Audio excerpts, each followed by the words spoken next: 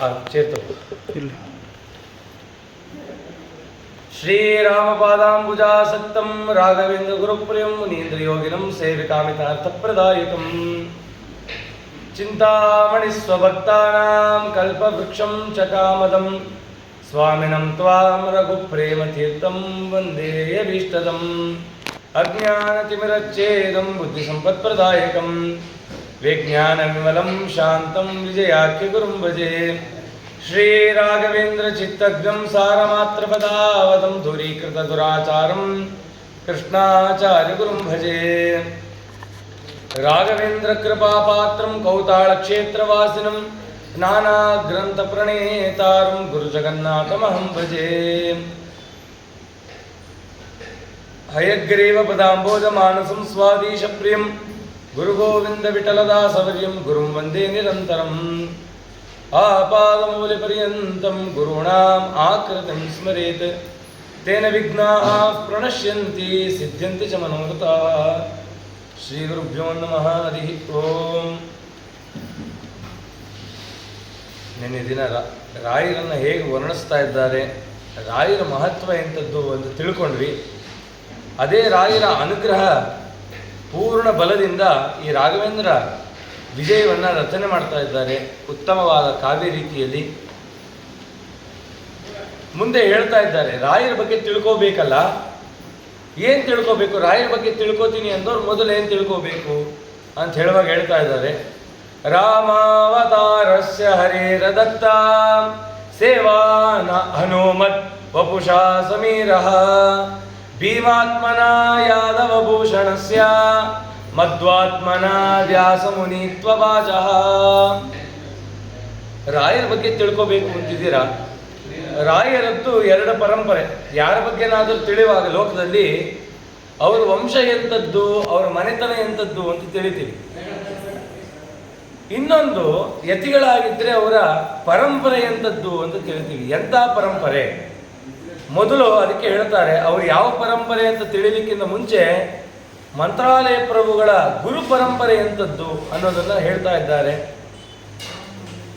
ಹಂಸ ಅಂತ ಪರಮಾತ್ಮ ಹಂಸರೂಪವನ್ನು ತಾಳ್ತಾನೆ.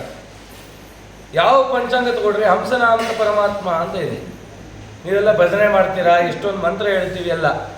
ಎಲ್ಲಿ ಹಂಸನಾಮಕನ ಉಲ್ಲೇಖ ಇದೆ? ಹಂಸ ಅಂದರೆ ಯಾರು? ಅವನು ಯಾವಾಗ ಆ ರೂಪ ತಗೊಂಡ? ಯಾವ ಪರಂಪರೆ ಅಂತಂತ ಹೇಳುವಾಗ ಹೇಳ್ತಾ ಇದ್ದಾರೆ, ಹಂಸ ಅನ್ನೋದು ಕೃಷ್ಣನದ್ದೇ ಇನ್ನೊಂದು ರೂಪ. ಅವನ ಹಂಸ ರೂಪವನ್ನು ತಾಳ್ದ. ಏನಕ್ಕೆ ಅಂತಂದರೆ, ಹಂಸ ಪಕ್ಷಿ ಗುಣ ಎಂಥದ್ದು ಅಂತಂದರೆ, ಹಾಲು ಮತ್ತು ನೀರನ್ನು ಬೆರೆಸ್ರಿ. ಅದು ನೀರು ಕುಡಿಬೇಕು ಅಂತಿದ್ರೆ ಆ ಬೆರೆತಿರೋ ಹಾಲು ನೀರಿನಲ್ಲಿ ಬರೀ ನೀರನ್ನ ಮಾತ್ರ ಕುಡಿಯುತ್ತಂತೆ. ಅದಕ್ಕೆ ಹಂಸ ಕ್ಷೀರ ನ್ಯಾಯ ಅಂತ ನಾವು ಹಂಸ ಪಕ್ಷಿ ಅಂತ ಇರಬೇಕಂತ. ಯಾಕೆ ಅಂತಂದರೆ, ಒಳ್ಳೆಯದೇನಿದೆ, ನಮಗೇನು ಬೇಕಾಗಿದೆ ಅದನ್ನು ಮಾತ್ರ ಸ್ವೀಕಾರ ಮಾಡಬೇಕಂತ. ಪರಮಾತ್ಮ ಅದನ್ನು ಮಾಡಿ ಯಾವುದು ನಿಜವಾದ ಸತ್ವ ಅಂತಂದರೆ ದ್ವೈತ ಸಿದ್ಧಾಂತ. ದ್ವೈತ ಅಂತಂದ್ರೆ ಏನು? ನಾನು ದಾಸ, ಪರಮಾತ್ಮನ ಈಶ ಅನ್ನೋದೇ ಈ ದ್ವೈತ ಸಿದ್ಧಾಂತ. ಇದು ಮುಖ್ಯ. ಇದನ್ನು ಬಿಟ್ಟಿದ್ರೆ ವಿಸ್ತಾರ ತಿಳ್ಕೋಬೇಕಂದ್ರೆ ಬಹಳ ದೊಡ್ಡದು. ಆದರೆ ಮುಖ್ಯ ಏನು ತಿಳಿಬೇಕು? ಇಡೀ ಜಗತ್ತನ್ನು ಸೃಷ್ಟಿ ಮಾಡಿದಂಥ ಸರ್ವೋತ್ತಮನಾದ ಶ್ರೀಹರಿ ಒಬ್ಬನೇ ಈಶ. ಅವನಿಂದ ಪರ್ಯಂತ ನಾವು ತೃಣ, ಎಲ್ಲ ದೇವತೆಗಳ ಪರ್ಯಂತ ನಾವು ಕಡೆಯಲಿದ್ದೀವಿ. ಮನುಷ್ಯರು ಎಲ್ಲರಲ್ಲಿ ನಾವು ಅಂತ್ಯಜರು, ನಾವೆಲ್ಲರೂ ದಾಸರು ಅನ್ನೋದು ತಿಳಿಬೇಕು.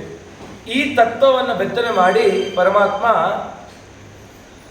ಇದು ನಾನೊಬ್ಬ ಮಾಡಿದ್ದೀನಿ ಈ ಸಿದ್ಧಾಂತವನ್ನು, ಸತ್ಯವಾದದ್ದನ್ನು, ಇದಕ್ಕೆ ಯಾರು ಉತ್ತರಾಧಿಕಾರಿಗಳು ಅಂತ ಯೋಚನೆ ಮಾಡಿದಾಗ ಬ್ರಹ್ಮದೇವರನ್ನೇ ಕರ್ಕೊಂಬಂದು ಕೂರಿಸೋದ್ರಂತೆ. ನನ್ನ ಪೀಠಕ್ಕೆ, ನನ್ನ ಪರಂಪರೆಗೆ ಬ್ರಹ್ಮದೇವರೇ ಆದಿಯಾಗಿ ಪರಂಪರೆ ನಡೀಲಿ. ಆ ರೀತಿಯಲ್ಲಿ ಚತುರ್ಮುಖ ಬ್ರಹ್ಮದೇವರು, ಸನಕ ಸನಂದನಾದಿಗಳು, ದೂರ್ವಾಸರು, ಪರತೀರ್ಥರು, ಸತ್ಯಪ್ರಜ್ಞರು, ಪ್ರಾಜ್ಞತೀರ್ಥರು, ಅಚ್ಯುತ ಪ್ರೇಕ್ಷಾಚಾರ್ಯರು, ಅದೇ ಪರಂಪರೆಯಲ್ಲೇ ಬಂದಂಥವರು ಜಗದ್ಗುರು ಶ್ರೀಮನ್ ಮಧ್ವಾಚಾರ್ಯರು. ಮಧ್ವಾಚಾರ್ಯರು ಬಂದರು. ಅದಕ್ಕೆ ಹೇಳ್ತಾ ಇದ್ದಾರೆ, ರಾಮಾವತಾರಸ್ಯ ಹರೇ ಹರೇರದತ್ತ ಸೇವಾಂ ಹನುಮಾತ್ ವಪುಷಾ ಸಮೀರ. ವಾಯುದೇವರೇ ಅವತಾರ ಮಾಡ್ತಿದ್ದಾರಪ್ಪ ಈ ಪರಂಪರೆಗೆ. ಯಾಕೆ? ಹಿಂದೆ ಹಿರಣ್ಯಕಶಿಪು ಏನಂದ? ನಾನೇ ದೇವರು ಅಂತಂದ. ರಾವಣ ಏನಂದ? ನಾನೇ ದೇವರು ಅಂದ. ಕಂಸನೇ ಮೊದಲಾದ ಎಲ್ಲ ದೈತ್ಯರು ನಾನೇ ಸರ್ವೋತ್ತಮ ಅಂದರು. ಹಿಂದೆ ಅವರನ್ನ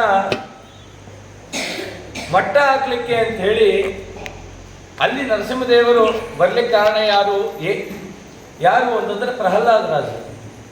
ಪ್ರಹ್ಲಾದರಾಜರಲ್ಲಿ ವಾಯುನಾಚ ಸಮಾವಿಷ್ಟ ಅಂತ ವಾಯುದೇವರ ಪೂರ್ಣ ಸನ್ನಿಧಾನ ಇದೆ ಅಂತ ಪ್ರಹ್ಲಾದರಾಜರಲ್ಲಿ. ಹಾಗಾಗಿ ಅಲ್ಲಿ ನರಸಿಂಹದೇವರು ಬಂದರು. ಯಾರು ನಾನೇ ಸರ್ವೋತ್ತಮ ಅಂತಿದ್ರು ಅವನ್ನ ಸಮಾನ ಮಾಡಿದ್ರು. ನಂತರದಲ್ಲಿ ರಾಮಾವತಾರದಲ್ಲಿ ರಾವಣ ಏನು ಮಾಡ್ದ? ನಾನೇ ಸರ್ವೋತ್ತಮ ಅಂದ. ಇಡೀ ಜಗತ್ ನಂದೇ, ನನಗೆ ಸಾವೇ ಇಲ್ಲ ಅಂತ ತಿಳ್ಕೊಂಡ್ಬಿಟ್ಟಿದ್ದ. ಅವನನ್ನು ಬಂಧನ ಮಾಡಲಿಕ್ಕೆ ಯಾರು ಬಂದ್ರಂತೆ? ಹನುಮಂತ ದೇವರು ಬಂದ್ರಂತೆ. ಯಾಕಂದ್ರೆ ರಾಮದೇವ್ರ ಸೇವೆ ಮಾಡಲಿಕ್ಕೆ. ಮುಂದೆ ಶಿಶುಪಾಲ, ದಂತವಕ್ರ, ಕಂಸ, ಜರಾಸಂಧ, ಎಷ್ಟು ಒಬ್ಬರ ಇಬ್ಬರ. ಆ ಕಾಲಕ್ಕೆ ಭೀಮಸೇನ ದೇವರು ಬಂದಿದ್ರು ಕೃಷ್ಣ ಸೇವೆ ಮಾಡಲಿಕ್ಕೆ. ಅಲ್ಲೂ ಬಂದು ಸೇವೆ ಮಾಡಿದ್ರು. ಆದರೆ ಕಲಿಯುಗದಲ್ಲಿ ಶಸ್ತ್ರ ಹಿಡಿದು ಯುದ್ಧ ಮಾಡೋ ಹೋಗಿಲ್ಲಂತೆ. ಶಸ್ತ್ರಕ್ಕೆ ಅಷ್ಟು ಮಹತ್ವ ಇಲ್ವಂತೆ. ಮತ್ತೆ ಯಾವುದಕ್ಕೆ ಮಹತ್ವ? ಶಾಸ್ತ್ರಕ್ಕೆ. ಅದಕ್ಕೆ ಎಲ್ಲ ನಾನೇ ದೇವರು ಅಂತ ಹೇಳ್ತಕ್ಕಂಥ ದೈತ್ಯರೆಲ್ಲ ಏನು ಮಾಡ್ಬಿಟ್ರು? ಶಾಸ್ತ್ರಕ್ಕೆ ಕೈ ಹಾಕೋಣ, ಶಾಸ್ತ್ರವನ್ನೇ ತಿದ್ದುಬಿಟ್ಟು ನಾನೇ ಸರ್ವೋತ್ತಮ ಅಂತ ಹೇಳುವಂಥ ಒಂದು ಶಾಸ್ತ್ರ ಮಾಡ್ಬಿಡೋಣ, ಆಗ ಈ ವೇದ ಏನಿದೆ ಪರಮಾತ್ಮನನ್ನು ಧಿಕ್ಕರಿಸೋಣ ಅಂತ ಬಂದರು. ಅವರನ್ನೆಲ್ಲ ಮಟ್ಟ ಹಾಕಿ ಶುದ್ಧ ಸಿದ್ಧಾಂತವನ್ನು ನೀಡಲಿಕ್ಕೆ ಅದೇ ವಾಯುದೇವರು ಶ್ರೀಮನ್ ಮಧ್ವಾಚಾರ್ಯರಾಗಿ ಬಂದು ವೇದವ್ಯಾಸ ದೇವರ ಸೇವೆಯನ್ನು ಮಾಡಿ ಪರಂಪರೆಯನ್ನು ಬೆಳಗ್ತಾ ಇದ್ದಾರೆ. ಅಂಥ ಹಂಸನಾಮಕನ ಜಗದ್ಗುರು ಶ್ರೀಮನ್ ಮಧ್ವಾಚಾರ್ಯರ ನೇರವಾದ ದಿವ್ಯವಾದ ಮಹಾಪರಂಪರೆಯಲ್ಲಿ ಬಂದಂಥವರು ನಮ್ಮ ಮಂತ್ರಾಲಯ ಪ್ರಭುಗಳು ಅಂತ ವರ್ಣಿಸ್ತಾ ಇದ್ದಾರೆ. ಮಧ್ವಾಚಾರ್ಯರು ಬಂದರು, ಶ್ರೀಮದಾಚಾರ್ಯರು ಬಂದರು. 21 ಕುಮತಗಳು, ಮಾಯಾ ಮತಗಳಿದ್ವು. ಬರೀ 21 ಮತಗಳಲ್ಲ, ಗಣನೆಗೆ ತಗೊಂಡಿದ್ದು 21 ಮತ. ಅದು ಬಿಟ್ಟು ಇನ್ನೂ ಅನೇಕ ಮತಗಳಿತ್ತು. ಆ ಎಲ್ಲ ಮತಗಳು ಕೂಡ, ಆ ಎಲ್ಲ ಮತಗಳಲ್ಲಿ ಕೆಲವಾರು ಮತ ವೇದಾನೇ ಸುಳ್ಳು ಅಂತು, ಇನ್ನು ಕೆಲವೊಂದು ಮತ ವೇದ ಸತ್ಯ, ಅದರ ಪ್ರಯೋಜನ ಇಲ್ಲ ಅಂತು, ಇನ್ನೊಂದು ವೇದ ಅಂತ ತಿಳ್ಕೊಂಡು ವೇದ ಎಲ್ಲ ಶೂನ್ಯ ಅಂತಂತು, ಇನ್ನೊಂದು ವೇದ ಎಲ್ಲ ಹೌದು, ಆ ವೇದನೇ ನಾನು ಅಂತಂತು. ಈ ಥರದ್ದೆಲ್ಲ ವಿಚಿತ್ರ ಆಯಿತು. ಇವಾಗ ವರಮಹಾಲಕ್ಷ್ಮಿ ಪೂಜೆ ಬಂತು, ಹೆಣ್ಮಕ್ಳೆಲ್ಲ ವರಮಹಾಲಕ್ಷ್ಮಿ ಪೂಜೆ ಮಾಡಿಬಿಟ್ಟು ಈ ವರಮಹಾಲಕ್ಷ್ಮಿನೇ ನಾನು ಅಂತ ಅಂದ್ಬಿಟ್ರೆ ಏನು ಪ್ರಯೋಜನ? ಆ ಥರ ಆಗೋಯ್ತು ಆ ಸಿದ್ಧಾಂತ. ಆಗ ಎಲ್ಲರೂ ಮೊರೆ ಹೊಟ್ಟು, ಸ್ವಾಮಿ ಏನೋ ಪಾಲಿಸ್ತಾ ಬಂದಿದ್ದೀವಿ, ಇದಕ್ಕೆ ಅರ್ಥನೇ ಇಲ್ದಾಗ ಆಗಿದೆಯಲ್ಲ, ನೀವೇ ನಮ್ಮನ್ನು ಉದ್ಧಾರ ಮಾಡಬೇಕು ಅಂದಾಗ ಆ ವಾಯುದೇವರನ್ನೇ ಕಲಿಯುಗದಲ್ಲಿ ಶ್ರೀಮನ್ ಮಧ್ವಾಚಾರ್ಯರಾಗಿ ಅವತಾರ ಮಾಡಿ ವೇದವ್ಯಾಸ ಅಚ್ಯುತ ಪ್ರೇಕ್ಷಾಚಾರ್ಯರಿಂದ ನೆಪಕ್ಕೆ ಆಶ್ರಮವನ್ನು ತಗೊಂಡು ತದನಂತರದಲ್ಲಿ ಬದರಿಕಾಶ್ರಮಕ್ಕೆ ತಾವು ತೆರಳಿ ತಾವು ರಚಿಸಿದಂಥ ಗೀತಾ ಭಾಷ್ಯವನ್ನು ಸಮರ್ಪಣೆ ಮಾಡಿ ವೇದವ್ಯಾಸ ದೇವರ ದರ್ಶನ ಮಾಡಿ ಆ ವೇದವ್ಯಾಸ ದೇವರ ಮುಖಕಮಲದಿಂದಲೇ ಬ್ರಹ್ಮಸೂತ್ರಗಳನ್ನು ಪಡೀತಾರೆ. ಬ್ರಹ್ಮಸೂತ್ರವನ್ನು ತಂದು ಬ್ರಹ್ಮಸೂತ್ರಕ್ಕೆ ಭಾಷ್ಯ ಬರೆದರು ಮಧ್ವಾಚಾರ್ಯರು. ಏನು ಬ್ರಹ್ಮಸೂತ್ರ ಅಂತಂದರೆ ಇಡೀ ವೇದದ ಸಾರ. ವೇದ ಏನು ಹೇಳ್ತಿದೆ ಅನ್ನೋದನ್ನು ಭಾಷ್ಯ ರೂಪದಲ್ಲಿ ಬರೆದಿರ್ತಕ್ಕಂಥದ್ದೇ ಬ್ರಹ್ಮಸೂತ್ರ ಭಾಷ್ಯ. ಅದನ್ನು ಶಂಕರಾಚಾರ್ಯರು ಬರೆದಿದ್ದಾರೆ, ರಾಮಾನುಜಾಚಾರ್ಯರು ಬರೆದಿದ್ದಾರೆ, ಇನ್ನೂ ಅನೇಕ ಮತದವರು ಬರೆದಿದ್ದಾರೆ. ಅದನ್ನೆಲ್ಲ ತಗೊಂಡೋಗಿ ವೇದವ್ಯಾಸ ದೇವರಿಗೆ ಅರ್ಪಣೆ ಮಾಡಿದಾಗ ವೇದವ್ಯಾಸ ದೇವರು ಅವ್ರಿಗೇನಂತ ಇಷ್ಟ ಆಗಲಿಲ್ಲಂತೆ. ಮಧ್ವಾಚಾರ್ಯರು ಬರೆದು ಮತ್ತೆ ಪುನಃ ತಗೊಂಡೋಗಿ ಕೊಟ್ಟಾಗ ವೇದವ್ಯಾಸ ದೇವರು ಅಂದ್ರಂತೆ, ಇದನ್ನು ಇನ್ನೊಂದು ಸರಿ ಹೇಳಿ ಅಂದರು. ಅಡುಗೆ ಮಾಡಿದ್ರು, ತುಂಬ ಚೆನ್ನಾಗಿತ್ತು. ಅಪ್ಪೆ ಪಾಯಸ ನಾಳೆಯಿಂದ ಒಳ್ಳೊಳ್ಳೆ ರುಚಿ. ನೆನ್ನೆ ತನಕ ಬ್ಲ್ಯಾಕ್ ಆ್ಯಂಡ್ ವೈಟ್ ಅಡುಗೆ, ನಾಳೆ ಕಲರ್ಫುಲ್ಲು. ನಾಳೆ ಏನಾಗತ್ತೆ, ತಿನ್ನಬೇಕು ಅಂತ ಆಸೆ ಇರುತ್ತೆ. ಯಾರು ಪಕ್ಕ ವ್ರತ ಮಾಡಿರ್ತಾರೋ ಏನೂ ತಿನ್ಲಿಕ್ಕಾಗಲ್ಲ, ಆ ಥರ ಆಗೋಗ್ಬಿಟ್ರು. ಆದರೂ ಕೂಡ ಏನೋ ಒಂದು ಹಬ್ಬ ಅಲ್ಲ, ಅದಕ್ಕೆ ಅಂತ ಎಲ್ಲ ಬಿಟ್ಟಿ ಪಡೆದಾಗ ಅದರ ಮಹತ್ವ ಗೊತ್ತಾಗತ್ತೆ. ಆ ರೀತಿಯಲ್ಲಿ ತುಂಬ ಚೆನ್ನಾಗಿ ಬ್ರಹ್ಮಸೂತ್ರ ಭಾಷೆ ಬರೆದಿದ್ದಾರೆ. ನಾವು ಯಾವಾಗ ಒಂದು ಪದಾರ್ಥ ಚೆನ್ನಾಗಿದ್ದರೆ ಇನ್ನೊಂದು ಸ್ವಲ್ಪ ಹಾಕಿ ಅಂತ ಹೇಳ್ತೀವೋ, ವೇದವ್ಯಾಸ ದೇವರು ಅಂದ್ರಂತೆ ತುಂಬ ಚೆನ್ನಾಗಿದೆ ಇನ್ನೊಂದು ಸರಿ ಹೇಳಿ ಅಂತ. ಅಂದರೆ ಅಲ್ಲಿಗೆ ಅರ್ಥ ಆಯಿತು, ಯಾವಾಗ ವೇದವ್ಯಾಸ ದೇವರು ಚೆನ್ನಾಗಿದೆ ಅಂತಂದರೆ ಇನ್ನು ಮುಂದೆ ಯಾರೂ ಇದನ್ನು ಬರೆಯಲ್ಲ, ಅಂತ್ಯೇ ಸಿದ್ಧಸ್ತು ಸಿದ್ಧಾಂತ ಅಂತ. ಮಧ್ವಾಚಾರ್ಯನ ನಂತರದಲ್ಲಿ ಯಾರೂ ಕೂಡ ಬ್ರಹ್ಮಸೂತ್ರಕ್ಕೆ ನೇರವಾಗಿ ಭಾಷೆ ಬರೆದಿಲ್ಲ, ಅವರೇ ಲಾಸ್ಟ್. ಏನಕ್ಕೆ? ಯಾರು ಕಡೆಯಲ್ಲಿ ಬಂದು ನಿರ್ಣಯ ಕೊಡ್ತಾರೋ ಅದೇ ಫೈನಲ್ ತಾನೆ. ಅಂದರೆ ಮಧ್ವಾಚಾರ್ಯ ಸಿದ್ಧಾಂತನೇ ನಮ್ಮ ಮೋಕ್ಷಕ್ಕೆ ಫೈನಲ್ಲು ಅಂತ. ಆ ಮಧ್ವಾಚಾರ್ಯರು ಅವರು ಕೂಡ ಎರಡು ರೀತಿ ಪರಂಪರೆಯನ್ನು ಬೆಳೆಸ್ತಾ ಬರ್ತಾರೆ. ಒಂದು, ಕೃಷ್ಣನನ್ನು ಪ್ರತಿಷ್ಠಾಪನೆ ಮಾಡಿ ಅಲ್ಲಿ ಪೂಜಾ ಕೈಂಕರ್ಯಗಳು ನಡಿಬೇಕು, ದ್ವೈತ ಸಿದ್ಧಾಂತ ಬೆಳಿಬೇಕು ಅಂತ ಹೇಳಿ ಉಡುಪಿಯಲ್ಲಿ ಅಷ್ಟಮಠಗಳನ್ನು ನಿರ್ಮಾಣ ಮಾಡಿ ಆ ಕೃಷ್ಣ ಪೂಜಾರತರಾಗಿ 8 ಜನ ಸನ್ಯಾಸಿಗಳನ್ನು ಉತ್ತಮ ರೀತಿಯಲ್ಲಿ ಕೊಡ್ತಾರೆ. ತದನಂತರದಲ್ಲಿ ದ್ವೈತ ಸಿದ್ಧಾಂತ ಪ್ರಚಾರಕ್ಕಾಗಿ ಪದ್ಮನಾಭ ತೀರ್ಥರು, ನರಹರಿ ತೀರ್ಥರು, ಮಾಧವ ತೀರ್ಥ, ಅಕ್ಷೋಭಿ ತೀರ್ಥರನ್ನು ನೀಡ್ತಾರೆ. ಪದ್ಮನಾಭ ತೀರ್ಥರು, ನರಹರಿ ತೀರ್ಥ, ಮಾಧವ ತೀರ್ಥ, ಅಕ್ಷೋಭಿ ತೀರ್ಥರು ಶ್ರೀಮದಾಚಾರ್ಯರು ಬರೋ ಪೂರ್ವದಲ್ಲಿ ಅವರೆಲ್ಲ ಅದ್ವೈತ ಮತವನ್ನೇ ಅನುಸರಣೆ ಮಾಡ್ತಿರ್ತಾರೆ. ಮಧ್ವಾಚಾರ್ಯರೊಟ್ಟಿಗೆ ವಾಕ್ಯಾರ್ಥವನ್ನು ಮಾಡೋ ಕಾಲಕ್ಕೆ ಯಾವತ್ತು ಮಧ್ವಾಚಾರ್ಯರ ಸಿದ್ಧಾಂತ ಸತ್ಯ ಅಂತ ಗೊತ್ತಾಯಿತೋ ಅವರು ಮತವನ್ನು ಬಿಟ್ಟು ಮಧ್ವಾಚಾರ್ಯರ ಸಿದ್ಧಾಂತವನ್ನು ಒಪ್ಪಿದ್ರು. ಆ 4 ಜನ ಇದಾರಲ್ಲ, ಪದ್ಮನಾಭ, ನರಹರಿ, ಮಾಧವ ತೀರ್ಥ, ಅಕ್ಷೋಭಿ ತೀರ್ಥರು, ಎಂಥ ಜ್ಞಾನಿಗಳು ಅಂತಂದರೆ ಯಾವುದು ಸತ್ಯ ಅಂತ ತಿಳುತ್ತೋ ಅದನ್ನು ಒಪ್ಪೋರೇ ದೊಡ್ಡವರು. ನಮಗೆ ಗೊತ್ತು ಎಷ್ಟೋ ವಿಚಾರ ಸತ್ಯ ಅಂತ, ಆದರೂ ನಮಗೆ ವಿತಂಡ ಮಾಡೋದು ನಾನು ಹೇಳಿದ್ದೇ ಸತ್ಯ ಅಂತ. ಅವರು ಆ ಥರ ಮಾಡುವಂಥವರಲ್ಲ. ಯಾವುದು ಸತ್ಯ ಅಂತ ಗೊತ್ತಾಯಿತು ಅದನ್ನು ಒಪ್ಪಿದ್ರು. ತದನಂತರದಲ್ಲಿ ಪದ್ಮನಾಭ ತೀರ್ಥರಿಂದ ಒಂದೊಂದು ಕಾರ್ಯ ಮಾಡಿಸಿದ್ರು. ಪದ್ಮನಾಭ ತೀರ್ಥರೇ ಮೊದಲು ಟೀಕೆಯನ್ನು ಬರೆದಂಥವರು.